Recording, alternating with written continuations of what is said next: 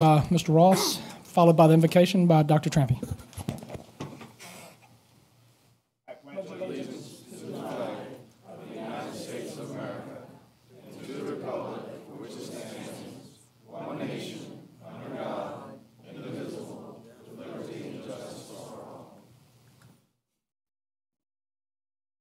Father, we thank you for being with us here this evening. We pray that you guide us and keep us working together as a community as we try to work out issues related to our community's future.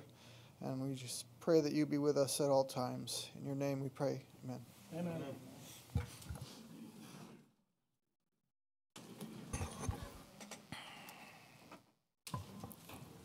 Good evening, Mr. Chairman, board members. First item is the approval of your agenda. There is a bullpen item, which is a discussion of the sheriff's budget. That is one addition to the other few items on tonight's agenda for this special meeting. Do you have a motion to approve the agenda and include the sheriff's budget item from the bullpen? So moved. All right, we got a motion by Mr. Ross. Mr. Yakubowski? Aye. Mr. Ross? Aye. Mr. Skinner? Aye. Mr. Marshall? Aye. Dr. Trampy? Aye. And chair's aye. Mr. Marshall? Mr. Chairman, I'd like to make a motion that we add a public comment section after the presentation of reports this afternoon. All right, we have a motion to add a public presentations, and this will not be for budget, tax rate. I think there's one other, isn't there? And CIP, apologize. So those have already been to public hearings, so we cannot discuss those for public presentations. All right, motion by Mr. Marshall. Mr. Yakubowski. Aye. Mr. Ross. Aye. Mr. Skinner. Aye. Mr. Marshall. Aye. Dr. Trampy. Aye. Chair's aye. Thank you, Mr. Chairman. That brings us to the first item, which is discussion of the sheriff's budget. I see that the sheriff is here, and I wanted to provide some introductory information on the topic of SROs. Mr. Taylor, while you're moving, can myself and Mr. Marshall read our disclosure statements? Please. All right. You want to go first? Yeah, I can go first. I hereby disclose I have an interest in the budget transaction as an employee of the county. My disclosure is on file with the clerk and is available to the public for review. Mark and Amy, please record this disclosure in the minutes of this meeting as required by law. I hereby disclose I have an interest in the budget transaction as a retired employee of the county. My disclosure is on file with the clerk and is available to the public for review. Mark, Amy, please to record this disclosure in the minutes of this meeting as required by law. Mr. Taylor, it's yours. Yes, sir, Mr. Chairman. Thank you. Thank you for the floor computer. I wanted to open the topic, and Sheriff, this is really your time, but as we approach, and the board, please be aware, Sheriff, that the board has been circulated at their place at the beginning of the meeting was a list of all items that were requested by various departments, including the sheriff, that were not able to be included in the recommended budget. Of course, as we're all aware, the day after the presentation of my recommended budget to the Board of Supervisors, the Florida shootings occurred. And in the weeks following that, then there's been a reemergence of the issue of school resource officers and school safety that has been front of mind for all of us, Sheriff. And I wanted to provide that history briefly, just as orientation, and to include a bit of information on the costs involved. And this is just background. We got here most honestly. We had the FY 2019 budget recommended and presented without inclusion of any additional SROs. The county has a good number of SROs, and there were none additional included in the recommended budget or requested in the development of the FY19 recommended budget. The county currently has 17 SROs, include one who floats, fills in, and supervises the others, and we have 4 DARE officers, and we've confirm this information with the sheriff's office. The sheriff's office advises us that we have outstanding 15 facilities that are without SROs, and the sheriff's indicated to finance that it would be acceptable to the sheriff to convert the 4 existing DARE officers or to provide them supplemental training so they could function also as SROs. If, in addition, we can provide 11 SROs that can be added and trained as both DARE officers and SROs, and that is the information that we have. And then this is the costs for additional SROs. You've seen this slide before in Bonnie Jewell's budget update. So this is, I just want to provide this background to the conversation, Sheriff. I know there were other priorities that you had identified in your budget request that were also not in the recommended budget. I know that very sadly with the events in Florida, the day after the recommended budget was presented, that school security is again front of mind. And despite the fact that there were SROs on the ground in the school complex in Florida where children died nonetheless. But I just wanted to provide that background to frame the issue as we struggle to respond appropriately and grapple with the budget. Sheriff, please. Mr. Chairman, members of the board, there are several things I asked for in the budget, Mr. Taylor, that are priorities. So I don't want to stand here and list all the priorities and go through the budget. But I did want to clarify a couple things, if it's okay with the board. I'll try not to be too long-winded. But the issue of SROs didn't only surface after the events in Florida. The board members that have been here for a while now, if you will allow me, I'll take you back through a couple years to tell you what we've asked for in the past as far as SROs. But as a sheriff, I need to address the board and some recent comments and some misinformation concerning the fiscal year 2019 budget. It's the desire of the sheriff's office to always be transparent during the budget process. We have no problem with constructive criticism and providing answers to clarify issues. The sheriff's office makes presentation to the board as frequently as any other agency in the county. Leading up to these presentations, we consistently meet with the school board, county staff, various other agencies, and community leaders, and we also provide an annual report of the Sheriff's Department on our website for the citizens to review. Due to evolving changes in our community and ongoing violence in our nation's schools, we have always asked for additional school resource officers. The request for consideration is in no way a new one, but reflects the outcries of our citizens and is meant to more effectively deal with escalating violence in our schools. It is not our desire to throw a kink in the budget, but to enter into meaningful dialogue with the board as you do final deliberations on the 2019 budget. Since the 2019 budget process began last fall, the nation is faced with more violence. We would be remiss if we did not reflect on recent events and make budget decisions that carefully look at the ways to prevent similar events happening in our community. We have met with and spoken with hundreds as we taught ALERT, which is the active shooter training. We've taught it to the employees at the mall, to the county employees, to school employees, churches, businesses, parents, and deputies. The consensus is they want trained, able individuals to effectively deal with potential violent threats. School resource officers are not present to just meet and greet individuals as they enter a school. An effective SRO is consistently interacting with students, teachers, and visitors as they build a trusting relationship. High school SROs are assigned to primary high schools along with a secondary elementary school. That clears up some of the comments about going to school not seeing an SRO. They don't stand at the front door all day and greet people. They have other duties. Middle school SROs are also assigned to to a middle school, and they are also assigned to secondary elementary schools. Our grant-funded SRO is only assigned to one school, That's by the provisions of the grant. Currently, the SRO will meet with school administration to discuss any potential issues that may be taking place within the school. They aid school staff in matters that require legal intervention and/or advice in related law matters. SRO conducts security checks of the school throughout the day and report to staff any deficiencies. They handle legal advice for matters from school staff, county administration, students, and parents.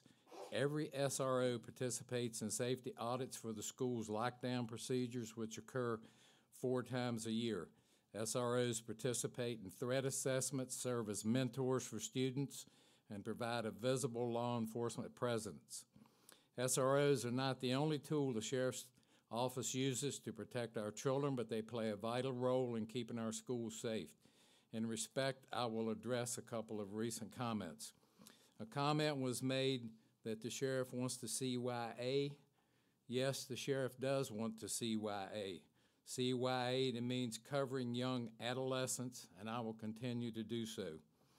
In regard to the question of how many SROs have we added since the tragedy at Sandy Hook, you may recall the 2014 recommended budget presentation to the board, and this is an excerpt from the board, or from me to the board. The tragic events that occurred at Sandy Hook Elementary in Newtown, Connecticut have generated much conversation both within our community and a state level about the proper measures necessary to secure our schools. Some have suggested that all schools have at least one school resource officer on site. We currently have a dedicated SRO at each of our high schools and middle schools, and for now, this budget includes no additional resources that would allow us to place dedicated SROs at our elementary schools. And once again, I remind you, this is from 2014. However, shortly after the Sandy Hook incident, staff from the Sheriff's Office, the schools, and county administration formed a task force to quickly identify and address security concerns. The task force continues to meet, and many areas of concern have been addressed. There are several proposals circulating in the General Assembly about school safety, and my hope at that time was that these safety concerns passed, that there would be funding for them. The budget process has always been a fluid process due to state and federal mandates, significant events, and available resources. It was mentioned this week by bringing this forward now equates to not being a priority in the early budget process. So I just took you back to 2014. That's 4 years ago, 5 years ago, with the budget we're looking at. I would like to remind the board of our history of earlier requests for SROs over the last 6 years. The history has included 3 grant-funded SROs, 2 county-funded DARE officers, and 5 denied SRO grants that we requested that we did not get. From the budget review meeting 2017, nearly $125,000 was included for 2 additional DARE officers in the schools, in the Sheriff's Office. I recommended DARE officers because at that point in time we did not have the funds to complete our SRO program. So as long as we could get a couple more DARE officers, we were at least able to have these officers floating from school to school while they taught the DARE program. We are now in the 2019 budget process, and many things have changed since the presentation of the county administrator's recommended budget, which Mr. Taylor just advised. However, there's been one consistent theme in all the budgets since I've been sheriff. Safety of our citizens and children is of utmost concern for the Sheriff's Department and for the board. But competing needs and lack of funding result in choices that are difficult to make. In closing, I will continue to work with the board towards developing a budget so that it is in the best interest of our citizens. I embrace constructive dialogue with the board, but I remain committed to the safety of all our citizens and children using all available resources that I can get. My desire is that we move past the accusations and misinformation and can continue to work towards solutions that improve our community. I thank you for your past support. I look forward to working with the board in the future. And I'm going to conclude by saying that in my 49-year career, I never thought that we'd be in a society where our families are murdered in places of worship and our children are murdered in schools. So as the sheriff, I feel responsible for this community. I'm happy to work with you any way I can, and I hope I've cleared up some miscommunications, some on my part, some not on my part. Thank you. Any questions from the board? Dr. Chairman? Thank you, Mr. Chairman. I think one point that needs to be clarified from last Thursday's budget hearing, when Mr. Taylor presented his budget, it was at the equalization rate, but he also presented a scenario whereby each department's request could be met at the 85-cent tax rate, which is what this board advertised. And last Thursday, numerous speakers, possibly a majority of speakers, got up and asked us to fund every request, which they said could be done at the 85-cent tax rate. I think it's fair to note that that is no longer true, because the request for SROs did not exist at the time that we advertised the tax rate. So with that added in, the advertised tax rate cannot cover every request. Now, that doesn't mean that there's no room for SROs. As has been mentioned a couple times, there were a lot of requests that Mr. Taylor's budget did not fund, so there is room there, and both Mr. Yakubowski and Mr. McLaughlin have come forward with budget scenarios which fund at least half of the requested SROs, and I appreciate their efforts in that regard.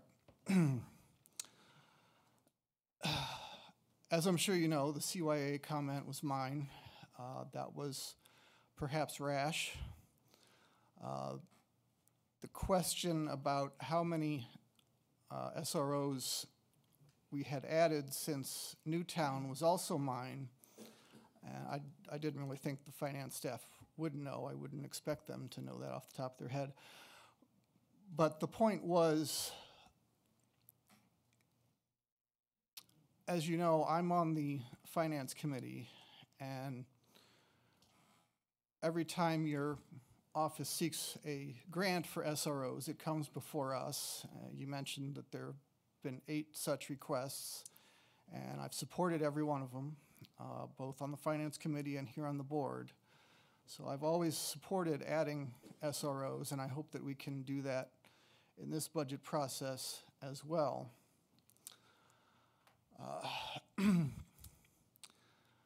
My comment was rash, but my concern is that we've always had a strong relationship since we were both elected. And I wish the request had arrived differently. I heard about it first from Mr. Benton Monday before last, the day before it was presented to us here, 3 days before the budget hearing. I'm told that it was floating around long before that. In fact, I'm told by a school board member that I don't want to identify who it was, but he or she was approached by your office to lobby us about a proposal that I didn't even know existed. I am concerned that your office and our staff have not been working well together, and that is to the detriment of the community. So we will be in discussions and trying to fund as many SROs as we can, but I hope we can work on the process and work together better in the future. Thank you, Mr. Chairman. So do I, Mr. Chairman. May I respond to that? Absolutely. At no point in time have I asked anyone to approach a board member about SROs. And as far as Thursday night meeting in Massaponax, I don't know how many people spoke. I left shortly after the greetings were done. I did not ask anyone to come to that meeting and support SROs, and I have not asked anyone to lobby the school, this Board of Supervisors. No, I didn't think that you had asked them to, as far as last Thursday, but a lot of the public was under a misimpression. I wanted to clear that up. Okay, thank you. Mr. Skinner? Thank you, Mr. Chair. Sheriff, would you tell us, okay, so we understand the RSOs come under your control, and should be. They're part of your department. But how does the school react? Does the school come to you after these events and everything and have asked you for extra school resource officers? Because that's for me, I think it is the responsibility of everybody, us, you, and the school. So do I, Mr. Skinner. And since Dr. Baker has been here as the school superintendent, we've had a task force. We meet usually monthly, sometimes even more often, depending on what's going on, with the SROs, with some members of my command staff, and with Dr. Baker's school security staff. And this engrosses a lot, not just the talk about SROs. We've talked about armed security guards. We've talked about armed militia. We've talked about metal detectors. We've talked about everything under the sun.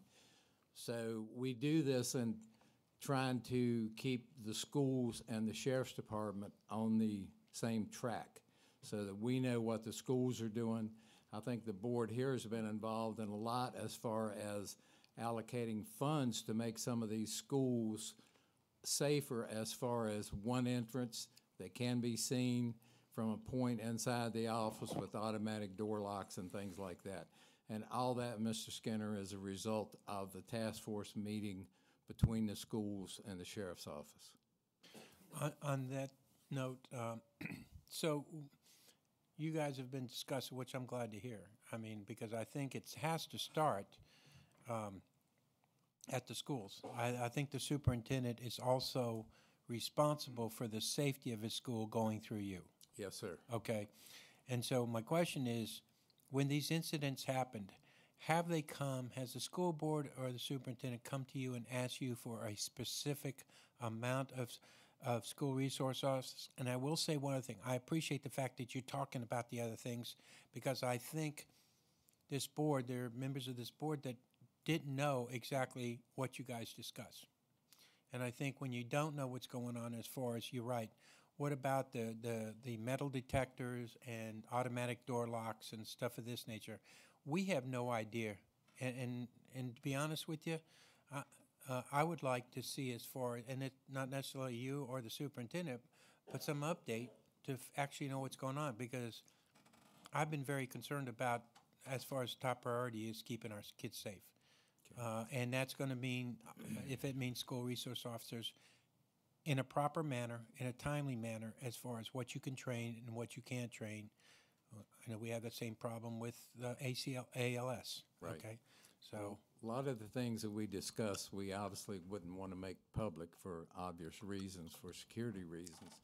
However, I think Dr. Baker, it's kind of hard for me to speak for him, but I feel Dr. Baker, myself, John Lynn from school security, and maybe my SRO supervisor would be happy to come to the board. And I don't know if you can do it in closed session. We could tell you everything that we're doing, but I wouldn't want to stand in a public forum and say everything that we are trying to accomplish, Mr. Skinner, to keep our kids safe. well, and all I'm asking for is that we understand before we jump to conclusion on something. Yes. We should at least have some background in knowing that, because we don't do it, and I don't want to do it. But certainly, if I'm going to fund it and try to find some money, is trying to find out, what do you really need, what are you thinking about, and stuff of this nature. It's just hard to fund a blank check. And I think we need to know. We can keep it confidential, because I agree with you. We don't want people knowing. I understand that, and if you look at my past with the board, things that I really need to keep the community safe, I keep the board informed as early as I possibly can. And after Florida, this thing just kind of mushroomed, and I'll be completely honest with the board members, it was out of my control.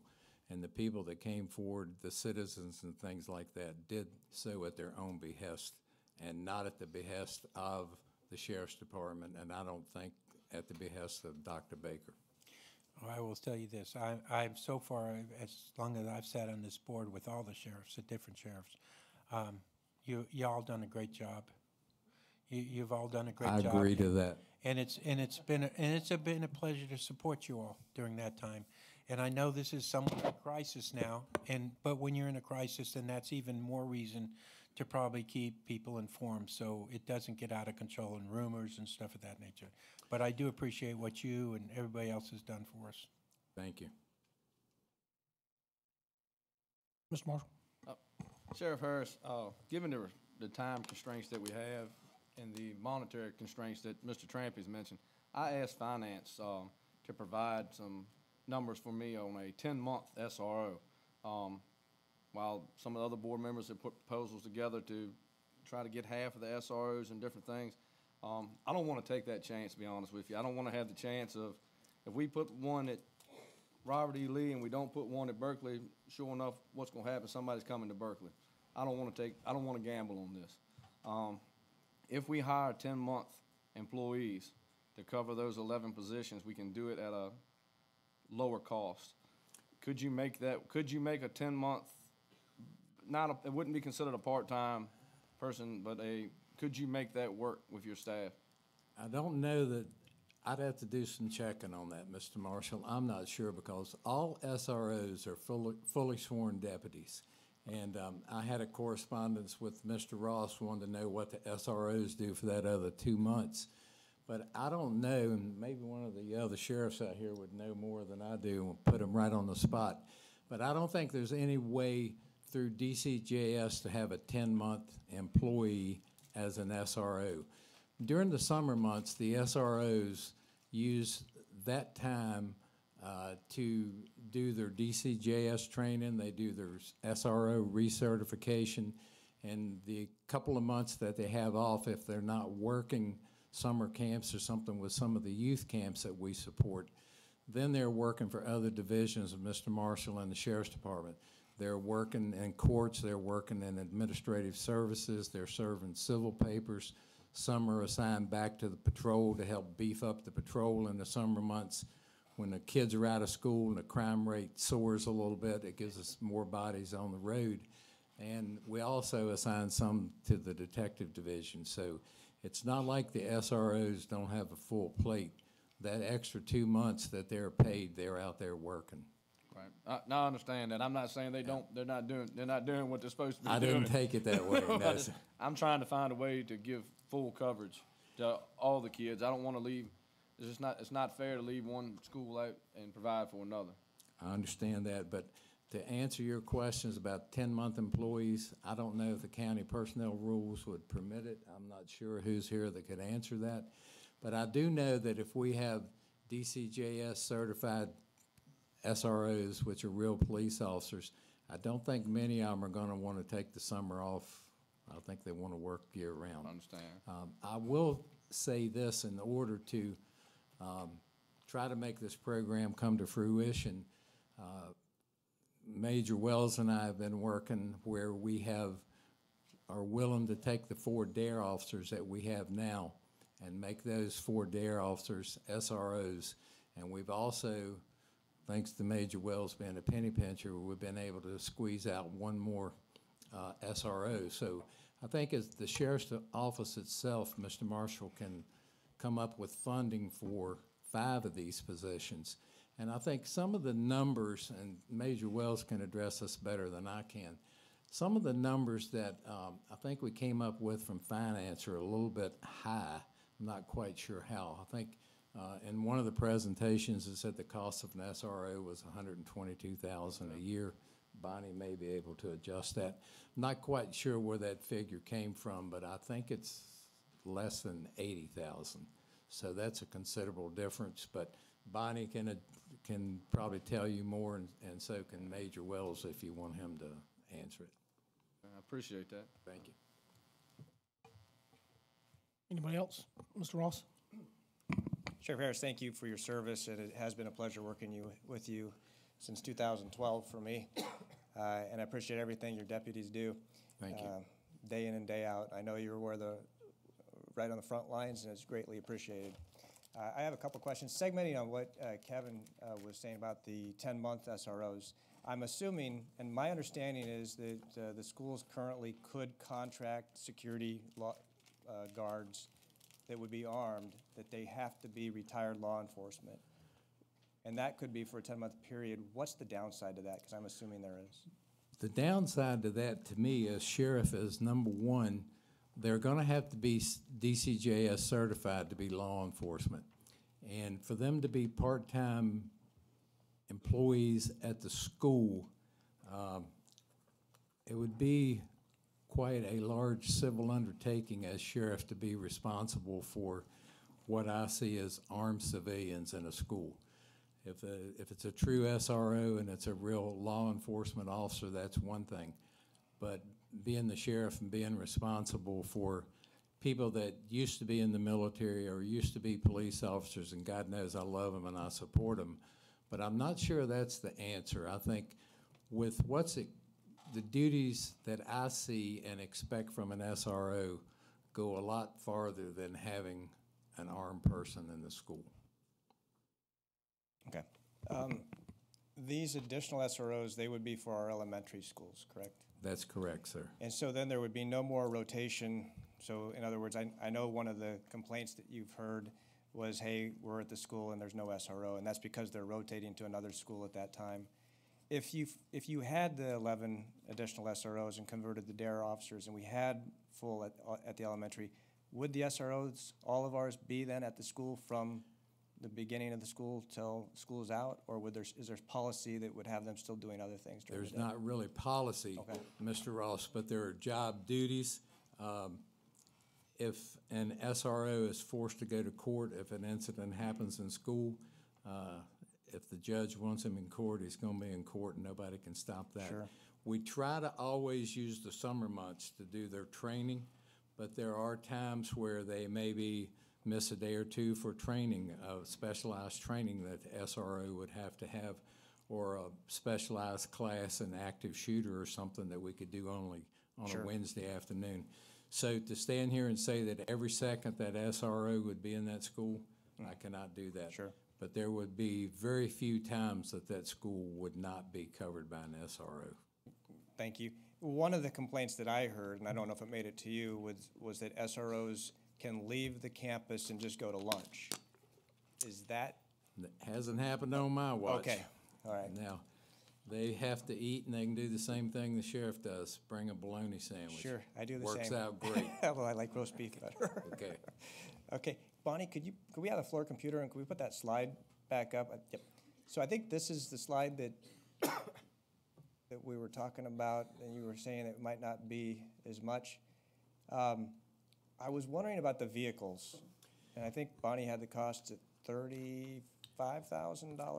$35,000 per vehicle, and the vehicle line item here, as I noted, the first time that this was briefed to the board, is 5 vehicles. Even though there are 15 positions being requested, it's 5 vehicles, and the sheriff's office has reported that they are able to, if they get the 15, able to purchase only 5 new vehicles, rotate those to patrol, rotate 5 out of patrol, and then extend the life cycle for the remaining 10, and then replace those over time. So what's shown here, and it is the same on every option, is 5 vehicles at $35,000. And while I'm here, down at the bottom of this slide, it does say SRO cost per officer, including a vehicle, is $122,503. That is $87,000 in personnel and operating costs, because it's not just personnel costs. There are first-year startup costs and then recurring operating costs. That's $87,000, and then $35,000 for a vehicle brings it to $122,000. Okay. Do you think all the SROs? Well, it seems like there's only 5, but do they need a car furnished for them? Every SRO will need a car, yes, sir, to perform their duties. Number one, I want a marked car sitting out in front of the school, obviously. But we, when I say we, Major Wells has worked out a way we can replace 5 older cars from patrol, and with a little bale and wire and duct tape, we got some we can keep running. Okay. I had a couple more questions. I'm not sure, and you know, if I go out of bounds here, if these are things you'd prefer to talk to us in closed session, let me know. So I've just personally experienced a couple times, as a matter of fact, at the budget hearing, I didn't know the correct door to go in, and I went in the wrong door. A student let me in. Are you convinced that we've done all we can do as far as training? I mean, one of the things, I mean, it was a student that let me in, right? But this is after school hours. And then I've also been out at a different high school really early in the morning, and I got asked if I wanted I was checking traffic flows at this high school. And I was asked by a student if I wanted in, just to go in. It was before the SRO was even there. Are you convinced that we've done all I know there's always room to improve, but in these cases, it's almost like, hey, I'm just walking in here. And I think at the public hearing the other night, there was the teacher from D.C. who talked about dropping her child off at the back end of Massaponax High School, and that he could just walk in the back door, but she had to get checked in the front door.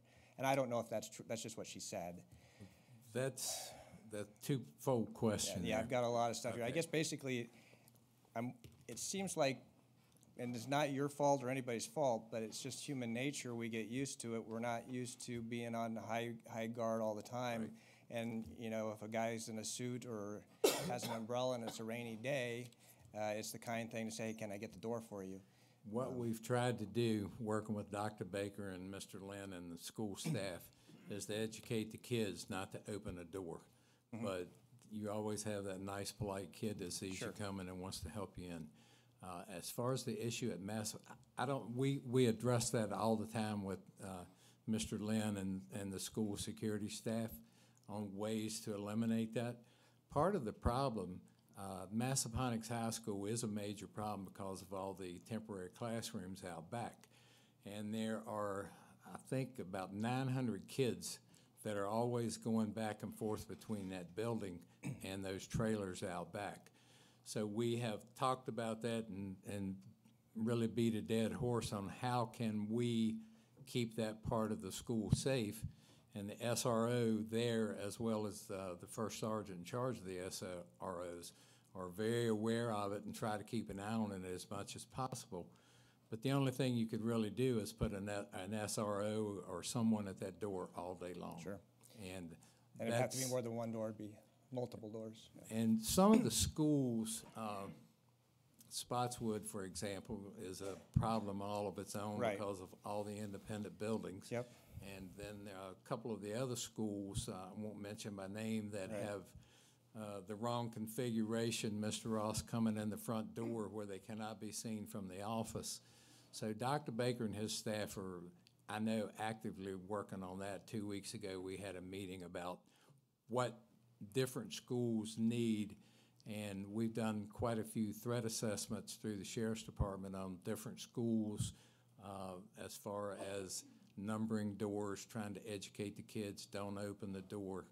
But you always have the polite kid that you hope yours will grow up to be that does that. Yep.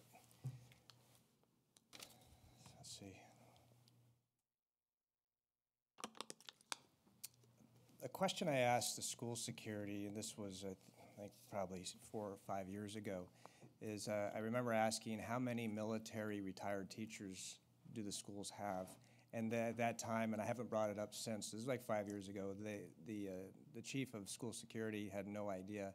Do you work with, have you identified retired military that are in the schools, what our numbers are, and are they part of active shooter drills? I cannot tell you how many retired military people have kids in schools. I do not know that. I have or that are teachers. That's what I'm really looking for. That I cannot do that. Some of the teachers have approached me and told me they're retired military and so forth. And there are a few out there that are actually retired law enforcement. Most requests I get from the community come from more the militia type military that wants to walk around the school with a rifle all day. Sure. So those are the things as sheriff that I don't think our kids need to see all day long, but, you know, if that's what we have to do to have security, that's a whole nother ballgame. But I do get a lot of requests from people in the community that are, I don't want to use the term militia, but basically that's what they are. Want to know if they can patrol the schools and things like that. And I tell them right now, I don't think that's a wise idea. And I always make Dr. Baker and his staff aware of that also. My concern more was hoping to bring the synergist, like I know a couple of my friends who have retired from the Marine Corps and are now teachers. And I've not asked them if they go, but I think would be a good idea to, if they volunteer and want to be part of those lockdown drills, to use that experience. And it's not, again, I think it's more on the schools than on the sheriff's department, to be part of those drills and those procedures. I think it's at least good to identify those that want to self-identify, so that in those lockdown drills they can be, you know, used in the key positions that you need them to be. Mr. Cole might be able to address that more. I'm not quite sure if any legislation have changed this year, but at one point in time, you could not be armed in a church or in a school, so I don't know. I'm not talking about arming them, just being okay. aware of who they are and that Okay. they have those skills. And you can carry in a church. I'm 99% sure from Ken Cuccinelli's ruling that's legit. Okay. Maybe Mark can back me up on that or tell me I'm wrong. The church gun ban, basically, the way it's worded, it says you cannot carry in a house of worship during a worship service. And then it says, unless you have a good reason to. And then it never defines what a good reason is. I like those kind of laws. So, the Attorney General opined probably 10 years ago that the way it's written, you know, if somebody's concerned about self-defense, that would be good and sufficient reason to carry. So But it's almost unenforceable. That doesn't apply to schools, I don't think. No, it does not apply to schools at all, no. So the last question I have, and I'm sure you're doing it, but it seems like, I just read an article that London has just as high of a murder rate that New York City does, but London is a gun, or knives, and New York City is guns. And it reminds me that a lot of our violence and hate comes from the human heart. So what ways are you addressing, and it seems like, you know, we see the bullies. I think I don't know if the kid in Florida was bullied, and there are no excuses for that kind of behavior. It's just pure evil. But how are we addressing that human heart issue? Because one of the biggest threats is probably our own students, and another would be an outsider. Well, I think our own students are probably the biggest threat. And the bullying is every time we have a meeting with Dr. Baker and his staff talking about school security in any shape or form, the issue of bullying always comes up. And in trying to identify the bullies, trying to have the teachers and the guidance counselors work with them and try to educate them. But bullying has been around forever. I'm afraid it always will be. I don't know what the answer to that is. I think it's something that has to come from the school staff more than the sheriff's department. But I will say this, that's one advantage to having a sheriff's deputy in the school in uniform, because a lot of times they are able to identify, working with the staff, school bullies. They've been able to talk to them. A perfect example is what happened at Riverbend High School a few years ago. Had it not have been for that SRO having a rapport with one student in that school, would be having a totally different conversation tonight. Right. So I don't know the answer, Mr. Ross, I'll be honest with you. Mr. Yakubowski. Thank you. First of all, Sheriff, thank you for coming this evening. Thank you, sir. Appreciate your presentation and your candor. And one thing that did hit me that you had said, and it is unfortunate, is that we do live in a society where these things are happening. And as Mr. Ross said, it is pure evil. And if evil didn't exist, and if our sin nature was not there, you would not have a job. But unfortunately, that's not part of this earth. I'd be glad to retire if it all stopped. I'm absolutely. And so my concern is not when the request came forward or if it's after a certain period. I think that we need to respond to the needs that our community faces. And so I do applaud you for coming up with a very ingenious idea, in my opinion, to convert the DARE officers to SROs in conjunction with what they do with the DARE program. So there are ways that we can get, excuse me, to that point of having sworn deputies in our school system doing multiple functions. One of the benefits that I've heard from a lot of people is that the SROs being in the schools show a good example to those in our community who perhaps have come through generations of, let's just say, not respecting the police, whether it's through their relatives, whether it's through the music and movies that are out there. There's a lot of that really puts a divide up. And so by having the SROs in there, they become more personable, they become more accessible, and I think that also helps and could possibly even help in some kids' lives to show them that, you know, the sheriff's department and the police officers are not the enemy. They're there on your side. And so I think that is another benefit that we need to highlight also. It's not just the protection of our school system and our kids while they're at school, but it's also having that positive influence that you know, can really change some lives. So one of my proposals in here, and in talking with your department too, was to try to get to full coverage in 2 years, because I know it takes a while to train, because I know SROs come from current staffing and are plugged into the system, and then they're backfilled in with new recruits. And so this is not something that we can flip a switch and everything's covered. And, you know, there's not a school that you can go and pull them out of and put them in and say everything's covered today. So I know it is a process, but what I would like to see and what I'm trying to do is to show a way that we can actually get this done within budget constraints that we have, because we do have budget constraints. We have them every single year, and we will continue to have them. But showing that it is a priority and is something that we can work towards. And I think that the only way that you can actually get to a goal is by setting that goal and then working towards it. And we've talked about it for years, and I'm casting no blame or assertion anywhere whatsoever. But as for myself, it's become a higher priority, and I would like to work with you and the rest of the board and the school system in getting this implemented quicker, rather than dragging feet and, you know, looking back and wishing that we would have done it. So I do appreciate your time. There's absolutely no questions in there. If you want to answer any of those, that's quite all right. But I really felt the need to say this, because I think that perhaps this conversation's taken a turn that it shouldn't take. And it needs to get back on track, because our budget should be about the priorities that our community have. And then it's up to us to find a way to fund those priorities. So I appreciate you coming and explaining in as much candor as you did. Okay, thank you. Thank I you. would like to make 2 comments. Being a taxpayer, I appreciate you taking care of the money. But being the sheriff, I have higher interest.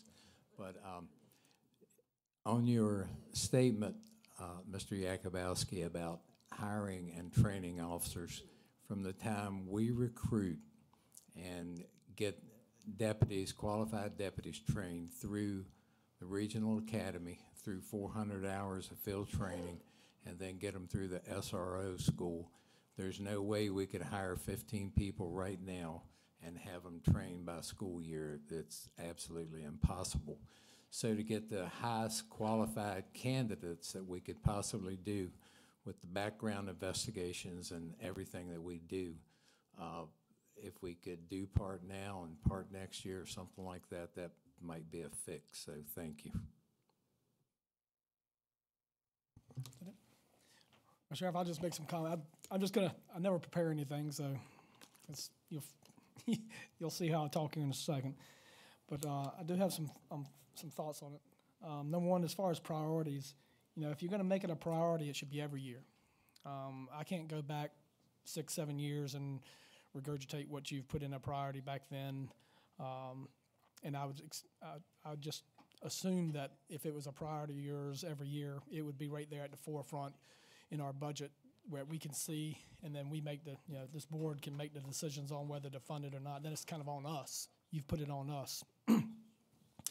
Also, I mean, be quite honest, personally, I've gotten very little response as far as SROs. Most of it has been still the teachers and the pay for the teachers. Like right here, if you turned around right now and look at the audience, there's probably 90% of them are for the health care that we're going to be talking about here shortly for the retirees. I mean, we have not had an opportunity to have open forum and discussion as far as this board, and I'm still not convinced that an SRO in every single elementary school is what it's going to take to secure them. I don't think an SRO can actually secure any school to 100%. I mean, it's just impossible. It's only one person, and these schools are huge. They can certainly make a difference, but to what level, I don't know. I've never heard any quantitative, I've never seen any quantitative information as far as the benefits and stuff like for an SRO. Some of the shooting, like this last one in Florida, it had an SRO. Of course, I don't think he followed any protocol that normally goes on these days for any department, but that's what it's just what happened. But anyway, there's just so much that impacts or the cause and for these shootings.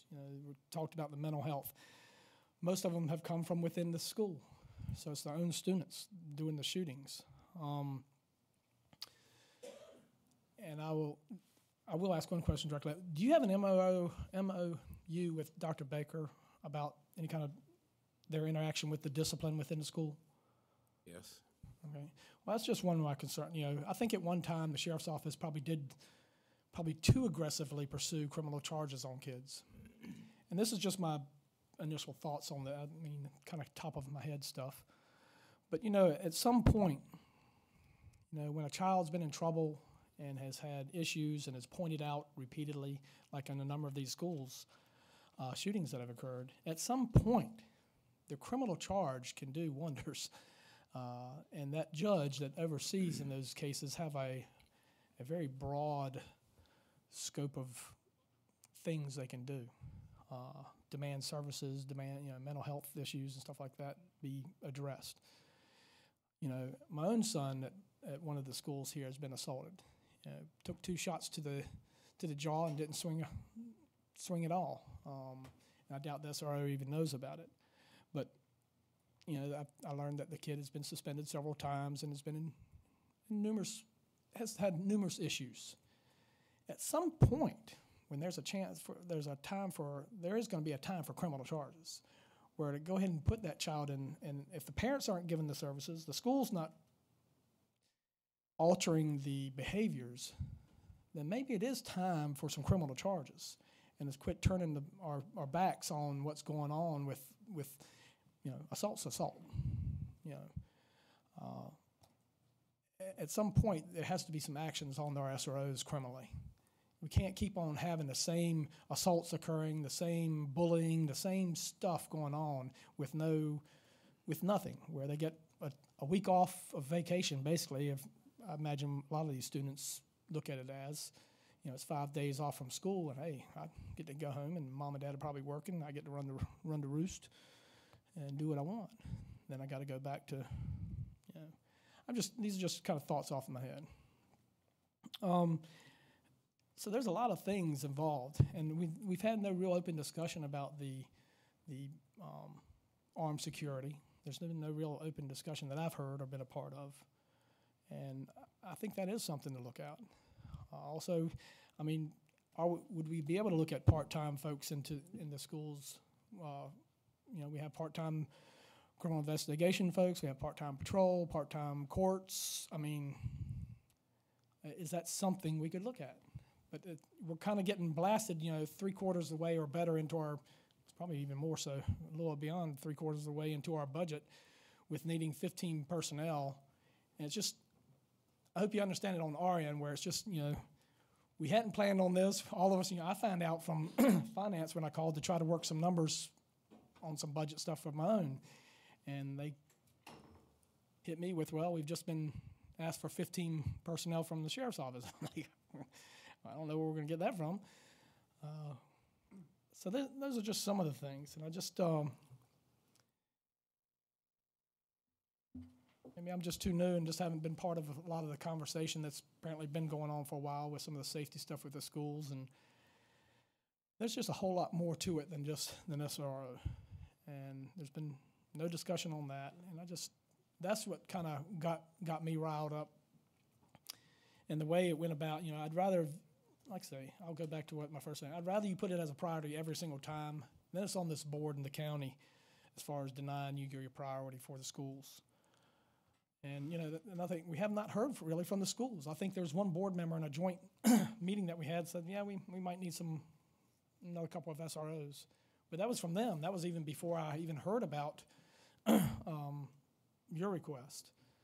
And, there's been no school representation or conversations I've had with any school administration that has leveraged that or has made any statements about it. I just haven't had the people reaching out to me or making that, putting it to the level that apparently you've been communicating with our citizens with.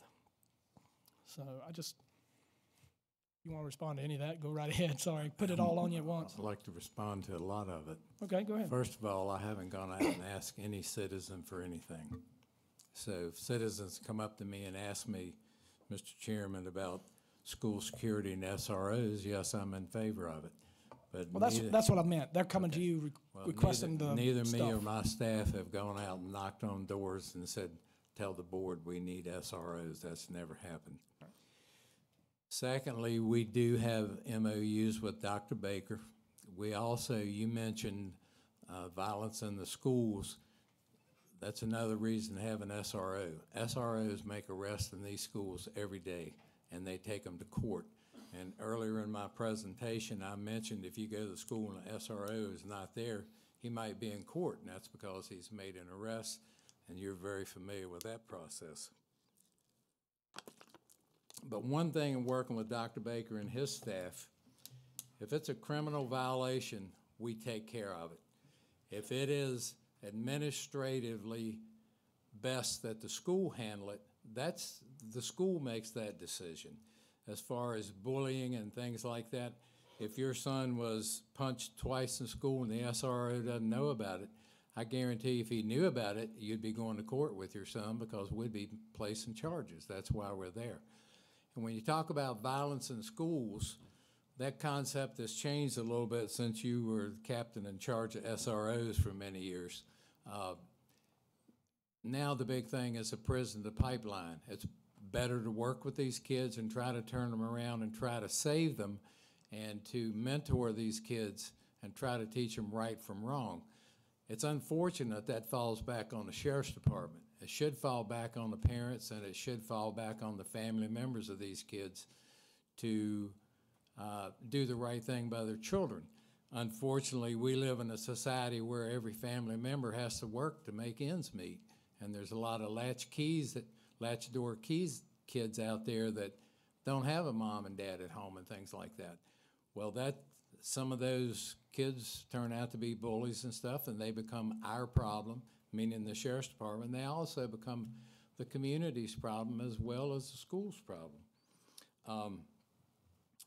But any act of violence in a school that comes to the SRO's attention, charges are made, we go to court. What the judge does with it from there, Mr. Chairman, is up to him, and you're very familiar with that process. But as far as assaults and things like that happen in schools every day, kids get charged, petitions are sought for those kids. If they get suspended or something, that's up to the school. We take them to court. If the judge levies action against a child as part of court action, then we follow up with that, be it community service or whatever it might be. But we follow the law. And the prison to pipeline that Virginia Organizing is really sponsoring heavy and talking to all the schools about, Dr. Baker and his staff and I have met with Virginia organizing individuals out of Richmond on 3 or 4 different occasions. And about a year ago, we actually came up with an MOU between the Virginia Organizing and the Pipeline to Prison, Dr. Baker's staff, and the Sheriff's Office as to what role the schools play in the program, what role the Sheriff's Department play. And after spending several hours going over that MOU, I'll be perfectly blunt, I made it clear to the Virginia Organizing that criminal violations in the school are going to result in charges, and they're going to go to court. Now, what Dr. Baker and his staff do with the ones that never come to our attention, Mr. Chairman, or the ones that they feel a week out of school or something, we have no part in that. Okay. Well, that's still, well, then there something can be missed. You know, that's the problem. You know, when you have charges or events taking place in a school and your SRO is kept out of the loop, I'll just say it like that. I don't know how else to say it. Then there's an issue. And, you know, the pipeline thing, I mean, if you go to any of these schools where the shootings have occurred, I'm sure they have very similar systems, you know. You ask them, how's it working for you now? I mean, it hadn't been. Something failed down the line. And if we keep on going, we're going to, sooner or later, we're going to fail because one of these kids aren't going to have that SRO taking them to court and having maybe a judge give them his own services that he feels deems appropriate for that child. So that's you know, right there that's a gap that we're missing. You know, and I can certainly understand the schools, and I'm not meaning any disrespect for you because I'm sure you're doing a great job, and but that is a gap. And I agree. Somebody's making that decision to weigh, well, it's going to be the school's responsibility, or I think it's best that he gets 7 days, 5 days, whatever, 3 days. That's somebody's decision they're making when there was actually something criminal that occurred, and weighing, well, this student might get better. He's only had 3 other suspensions. Maybe we can get him on the right track. I mean, I'm going way out left field, but I hope you understand where I'm going. I do. I deal with it every day. I know exactly what you're saying. I would just like to say this, that there is no way in the society, and I'm not talking about schools now, if you look at things that happen worldwide, if you look at the airport security that we have, where you back up 2 hours trying to catch a flight, and still you get on a plane with some nut with a bomb in his shoe or a bomb in his underwear. So we're not going to be able to prevent everything. And schools, Mr. Chairman, are no different. You know, I think we do the best we can with what we have to work with.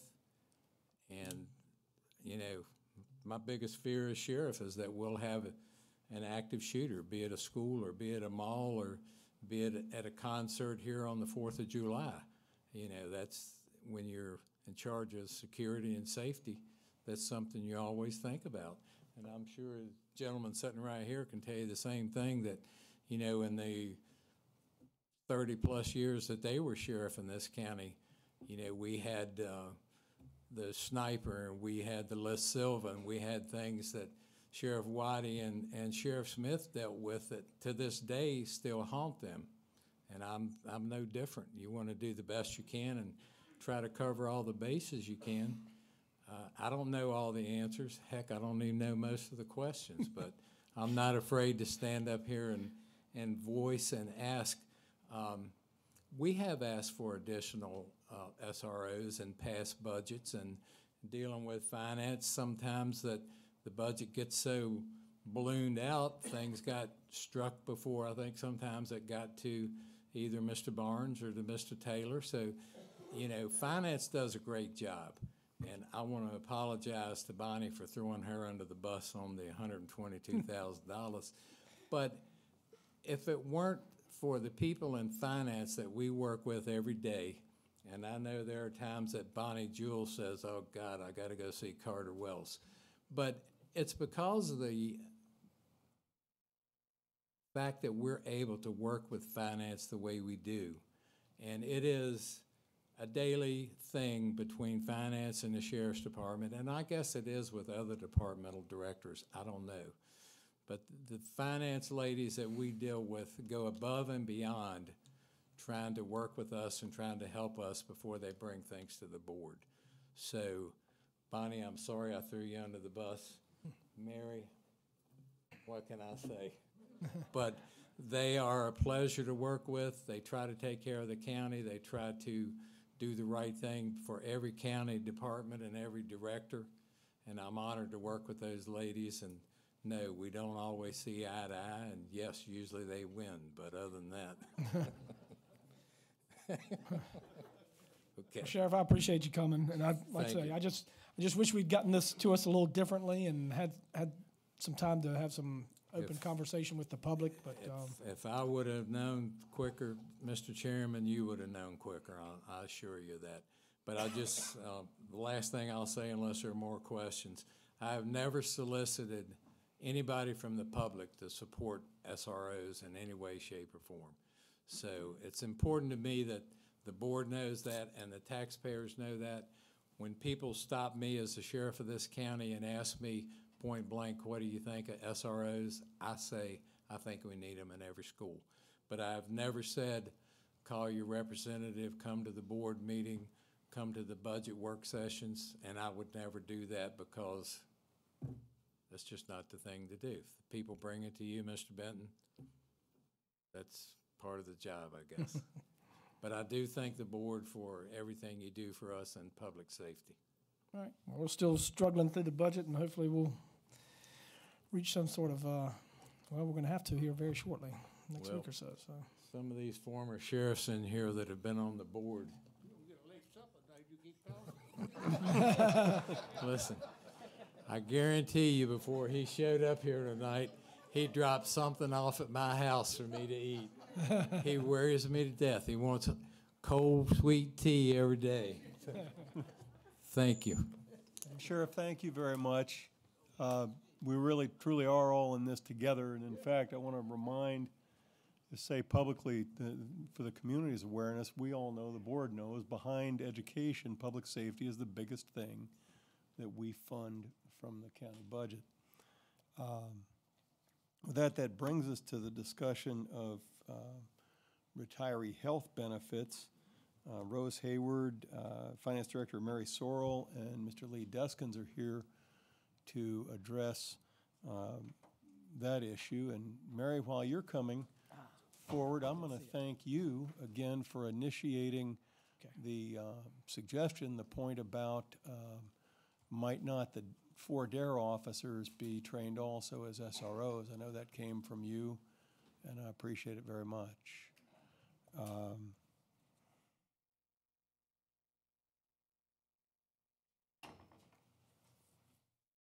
The floor is yours. And the floor computer, please. And as background, Mr. Chairman, I want to mention that HR, Finance, and with help from Mr. Deskins, who is our health benefit consultant and specialist, he's an insurance broker that advises both us in the general government and the schools as well. And there has been considerable staff work and input from Mr. Deskins and actuarial work on the issue of health insurance and in connection with the OPEB issue. And you, Mr. Chairman, and Vice Chair Trampy have had multiple exposures to aspects of this issue. Other board members have not. So this presentation is really bringing together the last result of really more than 6 months of effort with Mr. Deskins and the staff working group and with your involvement in Dr. Trampy's. And here we are speaking to the retiree health insurance issue. And this, again, this is for Medicare eligible retirees only, and Mr. Deskins can highlight exactly what that means, but my comprehension is it's essentially retirees over the age of 65. Rose.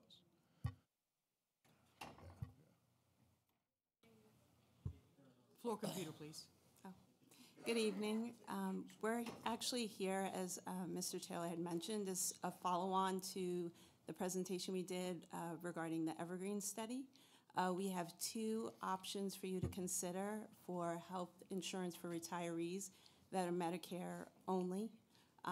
Those would be individuals that are eligible for Medicare, or when they reach that point where they're eligible for Medicare. These are two options that would impact them in terms of coverage for their health insurance. Otherwise, if someone is not Medicare eligible, these are options that would not have any impact or influence on their health coverage. With that, I'm going to turn it over to Lee Deskins, who's to my left, to your right. He's actually our benefits consultant, as was mentioned. He is an expert not only in OPEB, but then also in health insurance. He's been doing this, I guess, for 30 plus years, longer than he probably wants to admit because it will indicate his age. But he's very well versed in this, not only our insurance plans, but those of the county schools plans, and then also he does this work, all over the country, and is very familiar with other health insurance plans as well. So with that, I ask that you give him your attention. Thank you. Can we go to that next slide? Okay, this first slide is on the Evergreen study. I didn't have anything to do with the Evergreen study, so I just want to point that out. But it does help you understand sort of where we are with retirees and health insurance. You see 90.9% of the peers offer health insurance to their retirees. 88.9% offer the same plan that's available to active employees.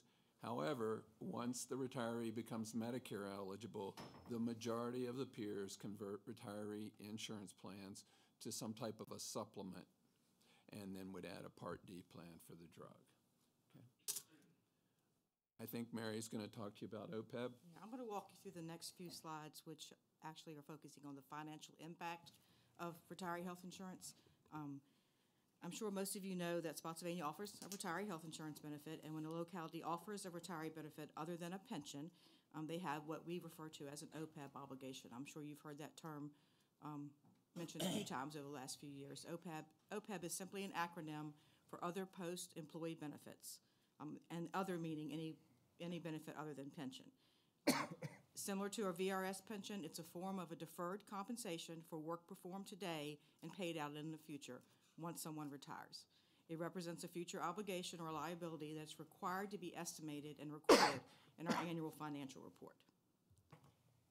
In order to determine what to report, we contract with an actuary to value the county's OPEB plan for financial reporting purposes.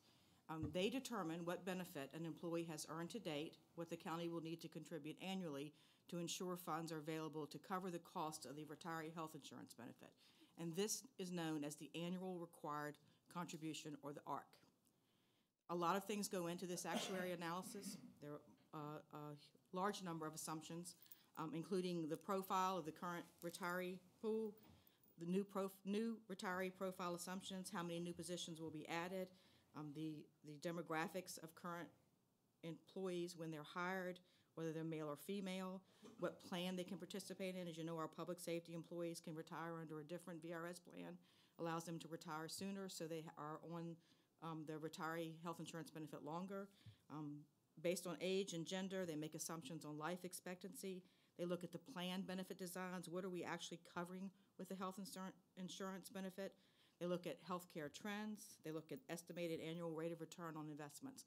There are a large number of things that go into this analysis, and using that information, they determine the amount the county should be setting aside annually, or the ARC, to ensure that the funding is available for the future cost of retiree health insurance. The county, because we do have an impact, a liability that we need to report, we adopted several fiscal policies to address how we would fund this obligation. The policy, the first policy says that we would attempt to fund the annual OPEB ARC for the smaller funds. Those are all the funds other than general fund, as soon as possible. We began that in 2015, and we have been doing that every year since then. The second part, which is the general fund, the larger of the funds that we need to fund, the policy says that we would reach 100% of the ARC no more than 8 years from the beginning of the general fund phase-in period.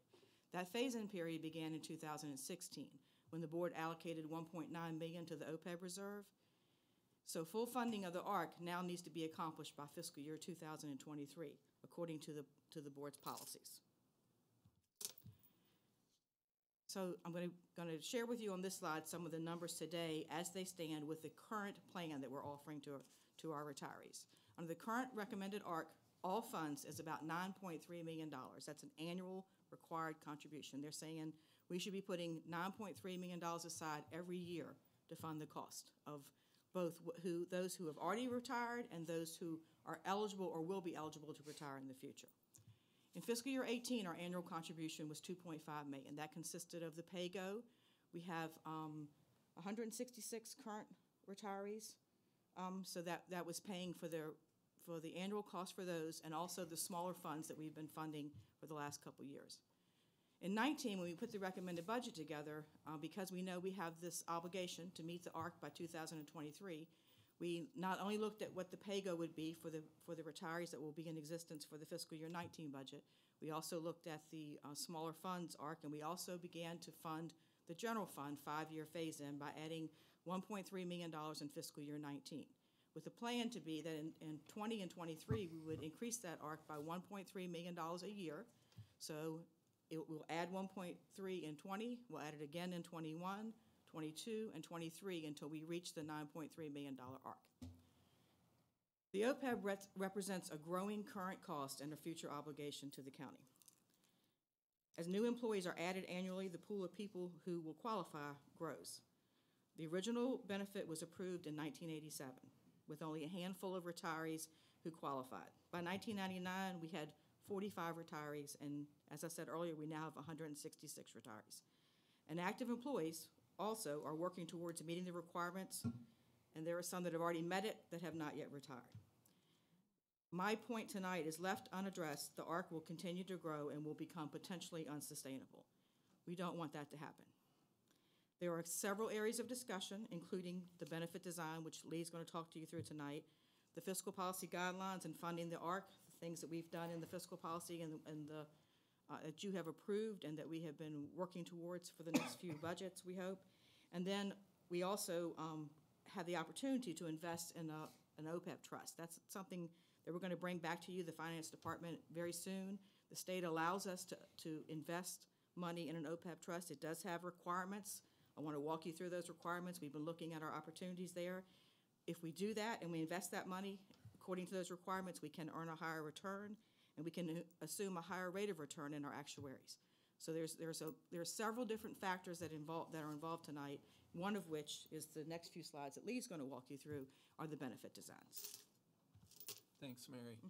Also, I want to point out here are the numbers that have been calculated by the actuaries, but they include Medicare and non-Medicare. Now, we're talking about benefit design changes that affect the Medicare retirees only. So out of that 166, we're talking about 110 approximately. But the numbers here represent the entire group, because when the actuaries do the OPEB calculations, they're doing it for all retirees, whether they're under 65 or over, okay? What this slide is trying to do, there's sort of a top section and a bottom section. And so the top section is one type of plan that we're proposing, and the bottom section is a plan that's like the school's plan, okay? So those are the two options, if you would, that we're presenting. And under status quo, that's if you just keep your current plan, okay? That is the current plan. So we're showing you, if we don't grandfather anyone under this plan, what we're calling the contribution plan, if you look over to the right, then the savings would be $138,000 for FY19. Now, the actuary also projects what the costs are going to be out, way out, because these are benefits where people are that you're providing for the future. So in FY35, the savings would be 1.6, and then in FY50, 5.8. Now, if you look at the school plan below that, there's actually more savings in the first year, but you'll notice in the future years, like when you start running out, that there's less, that 1.037 in FY '35 versus 1.68. Okay, so just be aware of that. We're really looking at a plan that's similar to the Spotsy Schools retiree, Medicare retiree plan on the bottom, and the top is what we're calling a contribution or a reimbursement plan. You want to go to the next slide? Thanks. All right, so here we are. The blue is the school's plan with really sort of their numbers, and this is just to help you if you wonder what they're doing. It gives you an idea what they're doing, and the orange or tan is the current county plan you see, and then the two proposed plans. So in terms of the cost, I don't want to spend a whole lot of time with the school's plan. I do want to point out that the actuaries, when they looked at the school's plan, their total cost, not just what they pay but the total combined cost is about $275 per Medicare retiree. The actuaries in that middle section where it says 528, that's what they've projected based on your data. Your cost is for the same plan. Okay, so all the numbers are calculated using your data, not the school's data.